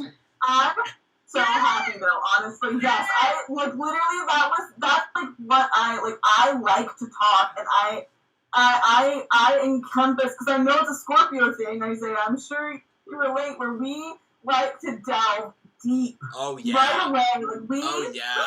We don't want to know how the weather is. We don't want to know what your favorite color is. Like we're like, okay, let's talk about kink. I'm pretty sure Devon was the one who brought it up, but like. As soon as I got brought up, I was like, yes, like this is the vibe that I want. Yep, definitely. I mean, I'm a Pisces. Like, I don't know if you guys know this, but I'm an actual mermaid, and I live, like, in the great depths of the ocean, where I am by myself all the time, so it fits. It totally does, 100%. I love it. Okay, cool. Oh, I didn't get So then, interrupted. Go ahead. I got interrupted. I didn't say who. Yeah, no. Yeah, I was bringing it back to you, Amy. Who was the person who surprised you the most? So Joe. Surprise. Okay, so definitely. No, say your picks first. Oh, I'm sorry. I'm so sorry. I thought you said your didn't pick. get to do the first half. Go ahead. No, I didn't really have picks from the very beginning. I had Joe and Sarah, who I was always rooting for. Joe, I really thought could have pulled it out. Both of you, everyone at some point or another looked like you were in a good position to win. And Oh, totally. And it would all fall apart. And then the two people I was surprised for, I have two at the tie. It's Schlebby and Niche. Because Niche really started very closed off and not super chatty, unsure for what she was doing, and then I don't know what surprised me about you. Your gameplay was like Shelby is in every single one of these votes. Like, how does no one know? Like, I don't understand. I was just amazed by the fact that no one cared. Like, you literally were just in every vote, voting people up. You always had the knowledge. Totally. Absolutely. I agree. Okay, then we're going to go to Nikki. Go ahead and give your opinion, and then we'll go to Corson, my second mod, my bestie, and who's been here the longest out of all the mods, and then we'll go to me, and then we'll finish up. I promise. Nikki left. Oh, Nikki left? Okay. Have to work in the morning. Oh, Yeah, poo. Okay, well, we'll make sure that we still get Nikki's answer, because I still would honestly want Nikki's answer from that. And honestly, Jordan and Stephanie as well, and even Elena. We'll make sure that we get their answers to some of these questions. But Corson, I would love to hear your perspective. Yeah, well, I mean, you have heard my perspective. But my preseason picks, my casting picks, my must-haves for casting were Brenda and Devana. Absolutely, for second one that I looked at both of your applications, I was like, no, they have to be in the cast. Absolutely, 100%. Two amazing choices, by the way. Love them both. I agree. And then my day ones, so after everybody came and did their intros, and I was people were starting making alliances and stuff, I was like, okay, I've got an eye on Ben, and I've got an eye on Crystalline. And those were my kind of day ones. I was like, okay, I could see them both going very far, which they did. And then my sleeper picks, actually, Becca, I was very impressed with I underestimated you at the beginning, and to be honest, and I was thrilled to see you fucking kill it and thrive and be strategic and brilliant. And then Shaylin also. I think I posted in early February this absolutely embarrassing message in one of the mod chats where I was like, okay, no offense, and I mean this in an extremely uncreepy way, but I'm obsessed with Shaylin.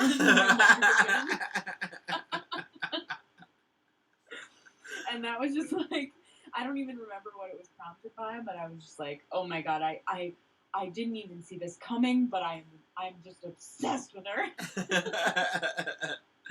I love it. Yes. I love to hear it. That's funny because every time, okay, there was like a Pondy chat where we were talking about, I think like the mods that we talked to the most or something, and I was like scrolling back up, and I was like, it's always Corson. And then it's just really funny because now after you It's because I'm perennially online, but also I haven't been online that much lately. But man, yeah. You're like, I love you. I do. I mean, it's true. Yeah. Although help chats, I really,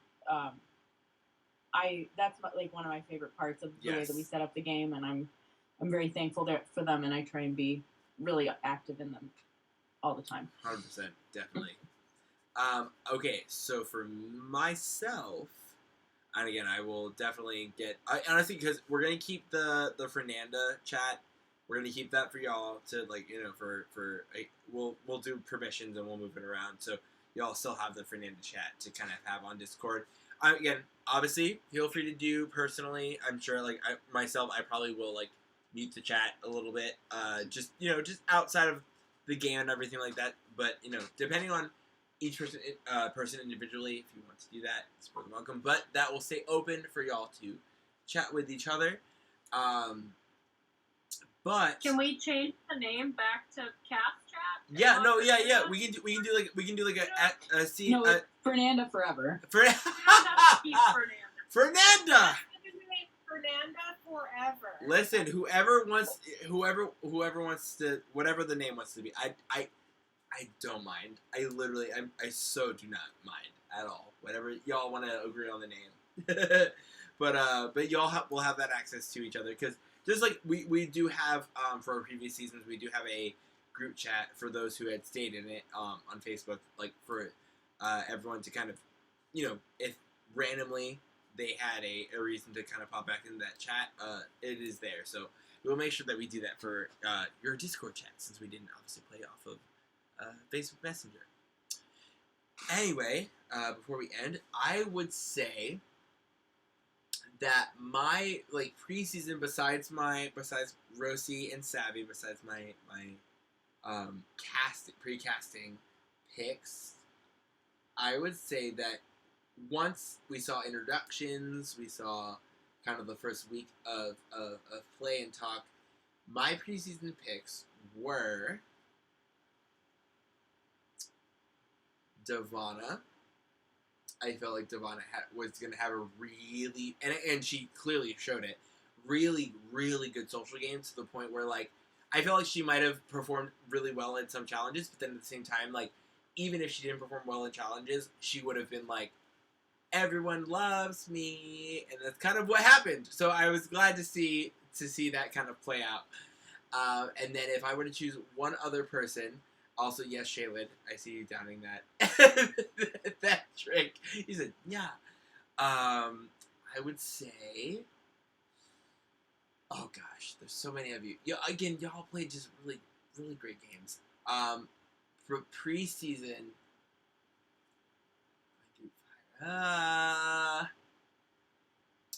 honestly, I would say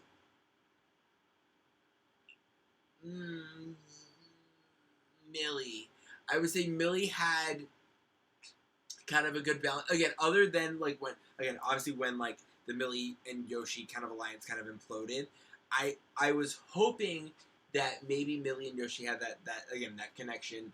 Obviously, it was more personal. It was more real life. But game wise, it kind of shifted a little bit, and it was very much it was more determinate. And I think that I was just, if anything, from pregame, again, from the first week, I was like, if Yoshi, Millie, and again, I would say maybe if Yoshi were to have grabbed Rosie, and then Millie were to pick the one person from the Virgos that she fully trusted, that 4 could have been a really core 4, because then I was wondering if they would have played the whole role of well, we're two Tauruses and we're 2 Virgos, so no, we're not working together. Kind of what the Justice League did, where it was very yeah, we might be all Libras, but like we're not together. We're not friends. We're not that. Like that's kind of what I was wondering if that would happen for the Earth tribe. But from the people, because I'm going to give two as well. The people who surprised me the most. Number one, and it's not even just to be like cliche. No, like, and not to rhyme it either. Nisha, you surprised me so much, like so much, because I was looking at you the first couple weeks, and I'm like, I don't know if they're really into it, and it's not anything to like. I did not take it as an insult, but I just had known that you had been going through a lot of stuff personally, and I was like, I don't know if they're like really like here right now. I don't know if they're really like into it and like what's gonna happen, but like whatever happens, and it's perfectly fine. And then 1 week happened, and you just kicked into high motherfucking gear. And you said, I'm going to, like, you, the thing is, the biggest thing for me is that you said what you had to work on, which was communicating, talking to people, even communicating with the mods. Like, you were like, I had to step up on that. And that, to me, from the mod perspective, was, oh my god, like, she gets it, she understands, and to watch your growth, like, I truly think that you had it. For me personally, Isaiah, like, you had such growth, like the most amount of growth in my opinion, and I'm very proud of you, and I'm just like, it's so cool. Like, watching those votes come in last night was so fun, and like sitting there like after we had cut stream and everything, I was like, oh my god. I was like, Nisha won. Nisha fucking won. Holy shit. Oh my god. Like, I was so proud of you, because it was just such a journey to watch you go through.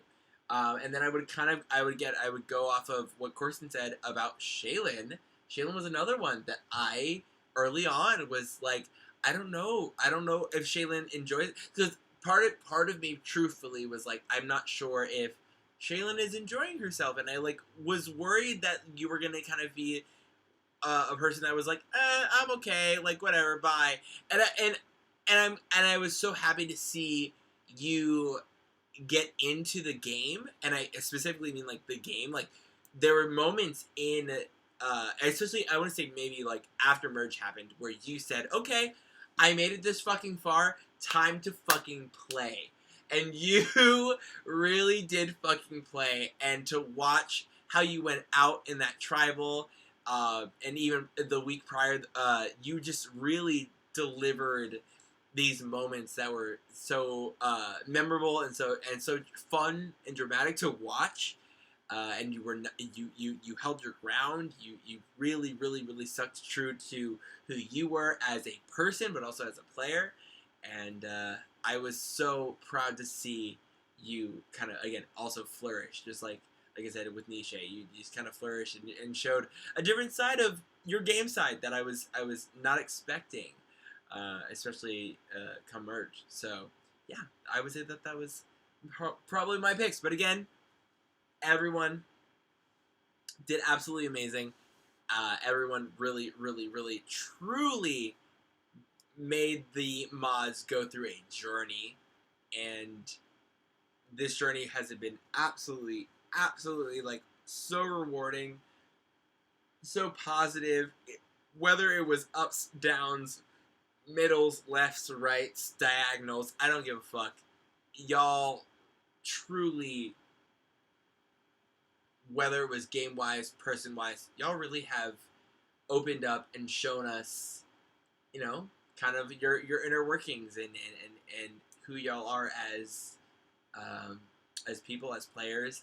And I really hope that at least, again, whether it was pre-merge, at merge, post-merge, tribe swap first, tribe swap second, that y'all were able to take something out of this experience. And I feel weird, because now I'm gonna get emotional, because it's like I have to be like, bye, but no, it's truly like I'm so honored and so grateful to know each and every one of you. For my mod team, Elena, Amy, Stephanie, Jordan, Corson, Elena, like Kate, Caitlin, everyone, seriously, Nikki, like seriously, everyone. Thank you so much for even Sam, like before Sam had to go. Even Sam, during that moment of our game, I couldn't have done this without you. My players, all 23 of you, I should say, not 24, because Ash, I'm sorry, Ash never had a chance. 23 of you, I just seriously thank each and every one of you so much for allowing me to grow the community even more. I'm so happy to have you a part of it. I really hope to, again, in between. See, I would love to do like another season. I would, even if that is like the final season, I would love to end with like an All Stars bang or like bring back some alumni kind of deal. And it'll be a while. I have to plan it. I have to take a break, take a mental break. I want all my mods to take a mental break as well. So it'll be a little bit before we get back into season 5, but that will happen before this era of Survivor Animal Crossing collaboration ends. Because again, I'm sure there's another game in development for Nintendo. Who knows? And trust me, when that next game comes out, I will 100% be figuring out if I can do The Circle, if I can do Big Brother, if I can do Survivor, if I can. What do you say? Oh, actually, The Circle Splatoon. The Circle Splatoon! Imagine I was able to make that crossover. That would be amazing. But yeah, I just, seriously, I say it constantly. I can't put into words other than just saying thank you, like how much it means to me. Like I'm not this big streamer. I'm not someone who, again, I stream off of my fucking MacBook, and I have a fucking ring light, and just, like, it is what it is, and I've met such amazing people, and I've got to meet a chunk of them in person so far, and I hope to meet more of you in person, throughout the time that, we've known each other, and it's just, I'm so grateful. That's all I can really say, without crying, because it's definitely, like, on the verge of tears here, and I do this every season. It's just, I don't understand what I've done to deserve such amazing people in my life. Truly.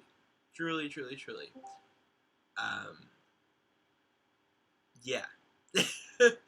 It's, I hate, like, because it's not a goodbye. It's not a like, see you, peace out, whatever. But it's just an end of an era, and it's weird. I don't like it. I love it, but I don't like it at all. And, yeah. Hi, Devana. Hello, Devana. Oh my god, Devana pop back in? Ah! Hi, Devana. Hi, baby. Hi. Hello. So yeah, I love y'all so much. And I really hope that, again, not saying that anyone owes anybody, a permanent friendship throughout, after this and relationship, but I really hope that as many relationships that could possibly flourish, I really hope that they do.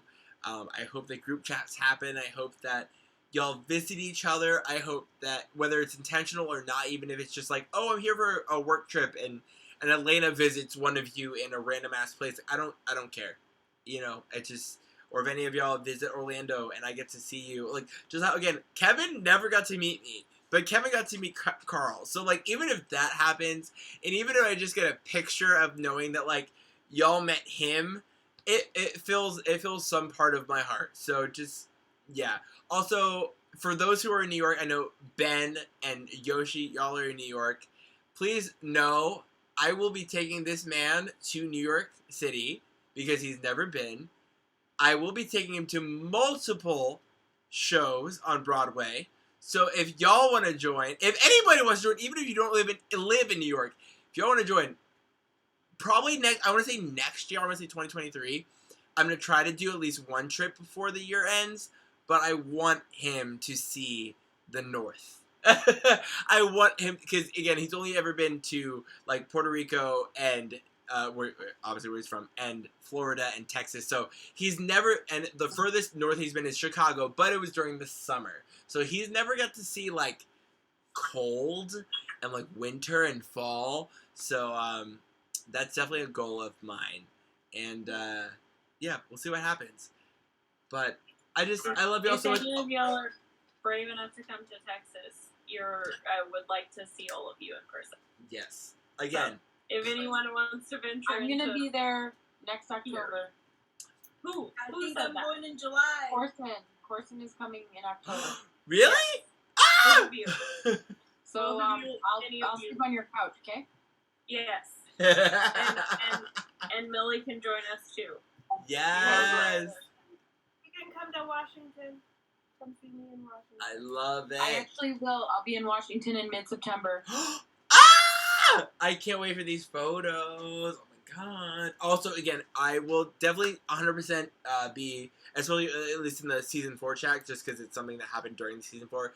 I will 100% be communicating a little bit more about what I'm doing in July, as we've talked about, since it won't be on stream, so I'm able to actually be a little bit more vocal, because I trust y'all to not be like, Isaiah's talking about this. No, I trust y'all. So, again, July... I'm gonna go tweet about it. Yeah, don't you dare! How dare you? I think it's like July 5th, July 10th. Even if it's for a day, if it's for the whole week or weekend or whatever, I do not care. Like, we can plan something with an Airbnb. Y'all can hang out, because if I do get eliminated early, then like I will be joining the Airbnb. We can just, and after that point, we can just have a good old fucking time. If I no longer have to think about game, we can just hang, besties. That's all we gotta do. Yeah, again, I love y'all so much. I also want to point out, just really quick, before we go, because it's just something that randomly popped in my mind. Rosie, do you want to tell Yoshi that you think that you might have saw them in New York when you were there for Olivia Rodrigo, but you were too nervous to go up to them and let them know that you were there? Because... Okay, so when I first went to New York, crossing them streets are no joke. There's like I had fear for my life every time I did it. And then That one part. time, my siblings and I, we were visiting the Empire State Building, and we had come out of it, and then like we were walking like towards the MoMA because we wanted to like see the museum as well, and then like out of nowhere, like I was crossing the street, I looked to like my right, and then Yoshi was like crossing on the opposite direction. I was just like, is that Yoshi? And I was just like, oh shit. And then like it's like the middle of the fucking street, so I was just like, I'm just gonna cross. And then like I for a second I was like, oh my god, I should have like turned around and like Yoshi. But then I was just like, but then like they were with someone, and I was just like, what if they're trying to go somewhere? And then also like me and my siblings were in a bit of a time crunch, so I was just like, fuck, like what do I do? But then like, you know, the distance just kind of like went further and further, and I was just like, you know what?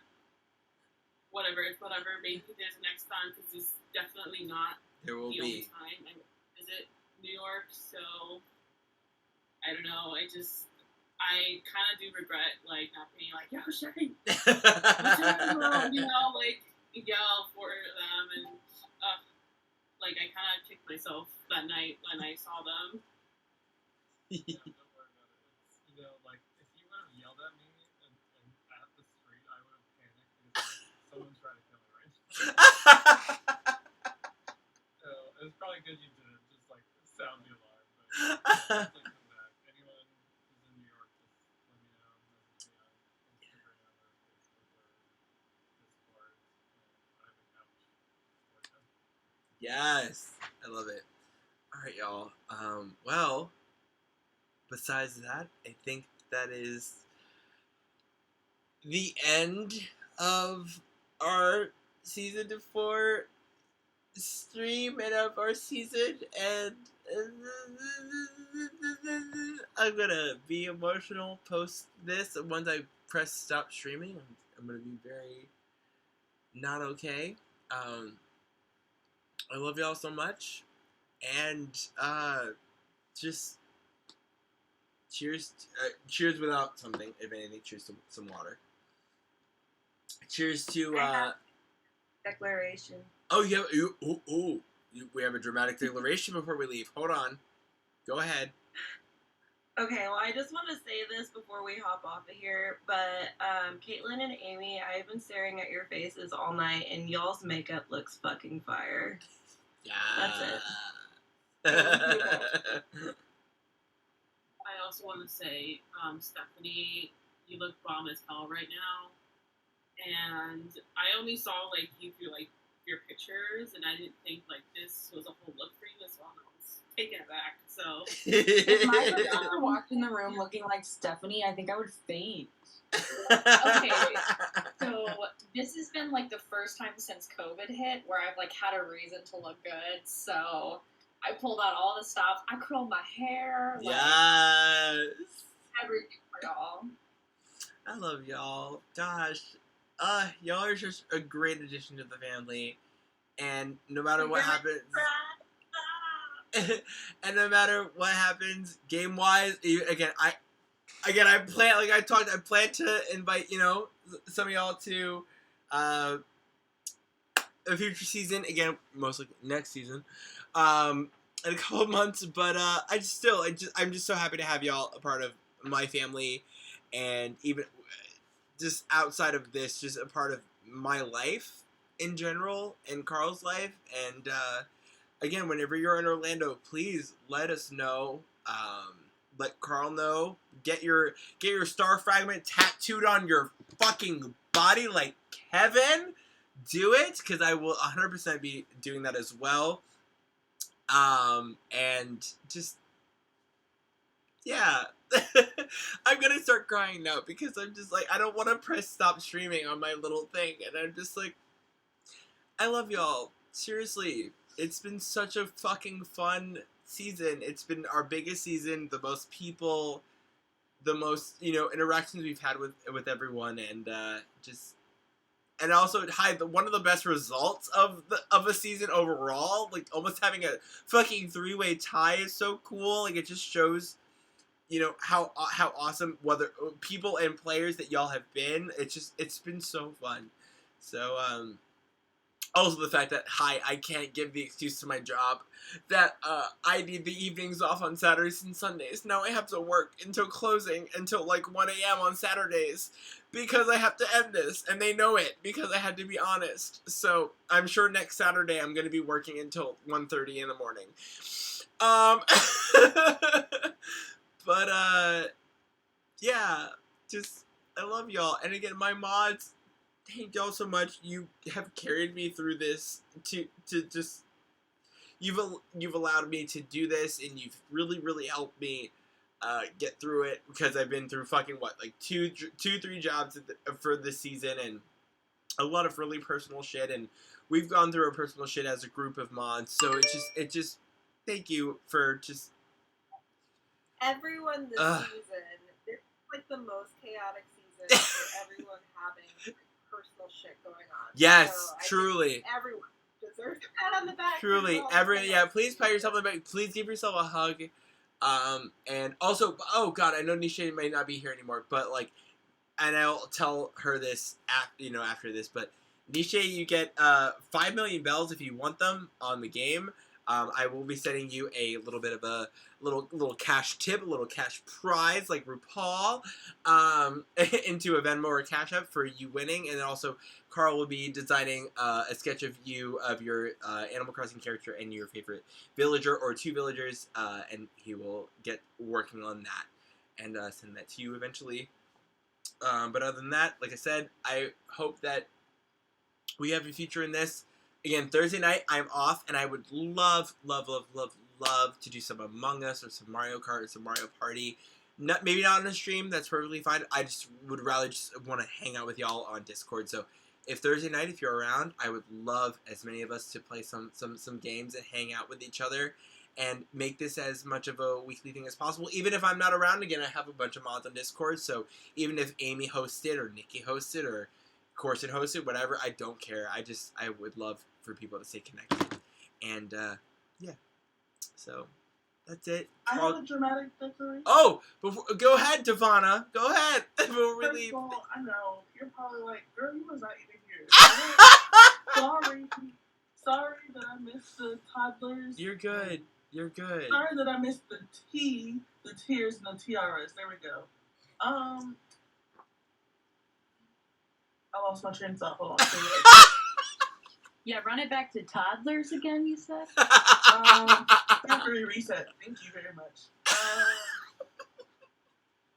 To be fair, there were 2 toddlers in the chat at one point. So I was not That is true. That is true. I was not I don't know where that thought went, so Take it to the spins. Maybe it'll come back to you. She actually spun in the chair. I'm dead. Get out. I can't remember what I was gonna say, but Nisha, if you need a sugar baby, let me know. Also, yeah, Nisha's baby has gorgeous hair. Oh my gosh. If you are hiring, let me know. Can I share, Ravana, your astrology answer that you gave?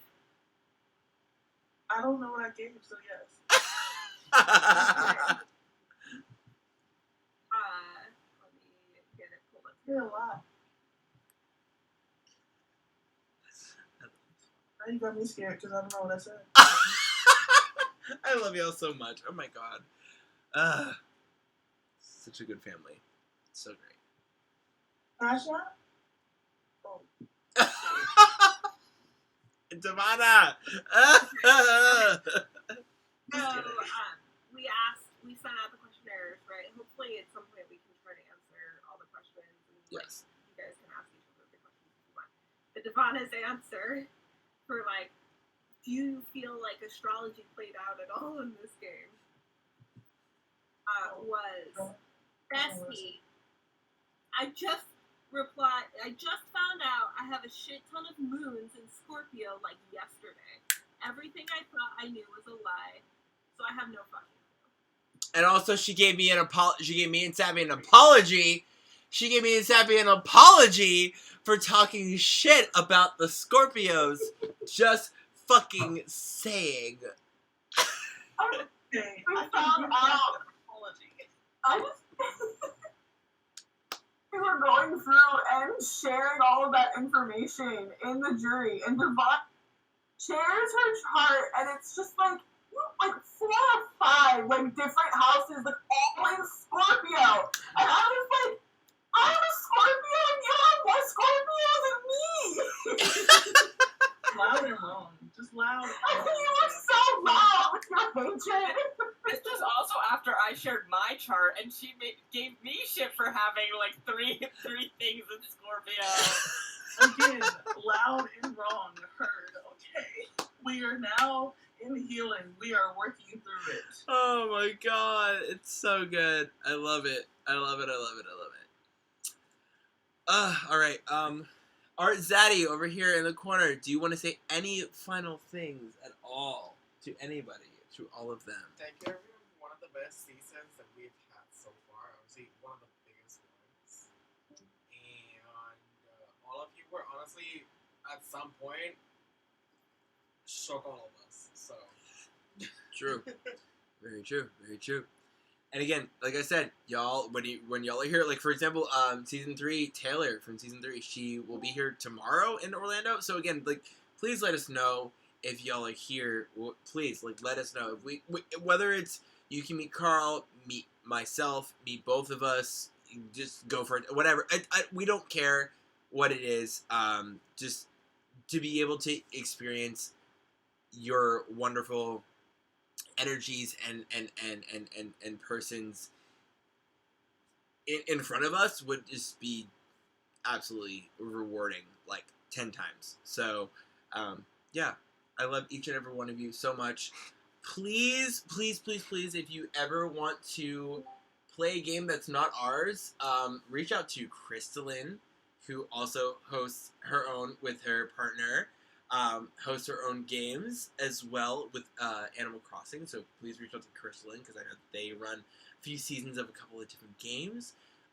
Reach out to me or Elena about things that are not Animal Crossing related, but are still kind of Facebooky, Twitter type games. If you still want to be a part of some kind of, again, org, which is an online reality game community, if you are interested in maybe trying out a different realm of gaming when it comes to, again, reality competitions, but not actually being on the TV show, let us know, and I would love to give y'all some information because I have a few friends that run their own games, and it's very fun to see. Again, when I saw Elena kind of hop on a game that the Facebook Survivor game that I played for 2 seasons, Elena hopping onto it was very cool because I got to root for someone that I really care about and love.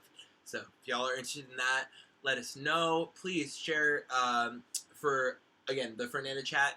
Go ahead and add your socials, your phone numbers, add each other as you wish. It's up to you. Everything is open now. Please take the time to talk to each other about game things, about personal things. I would love, again, not saying that anybody's owed anything, but I would love as many moments of redemption and talking things out that might have affected some of you, because it's totally valid that it might have when it came to this game, and I just hope the best for each and every one of you. Please keep me updated on your life and on just things that happen. I'm Isaiah the Kid on Instagram and on Twitter. Isaiah Kid on Facebook. You'll probably see Carl somehow attached to my social media, so feel free to follow him at Killer Carl on Instagram, and I think on Twitter. Are you Killer Carl as well? I'm Killer Candy Carl. Killer Candy Carl on Twitter, and then Carl Velasquez on I don't do much on Twitter, so Facebook. So yeah, true. Twitter is definitely your weak spot, but yeah, just do what you gotta do. I love y'all so much. Again, for my Twitch viewers who might be here, thank you all so much for just sticking with us, watching.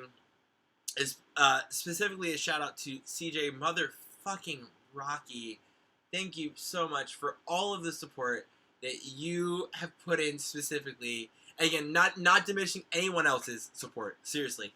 But like CJ Rocky, I will say was probably the MVP of this season. And just thank you so much for giving me so much love and being a part of our community on the outside of the game. And yeah, I'm gonna miss y'all so much, and I'll see y'all Thursday, hopefully, again on our Discord here. I probably won't stream it, but again, Thursday we'll probably plan it, and then I'll future plan the charity stream, and I hope to see a lot of y'all for the charity stream with Life is Strange 2. I would love any support that y'all would give for the anti-bullying fund that we're gonna raise some money for, and for hopefully our Season 5 future of some sort of alumni return. We'll see. We'll see what happens.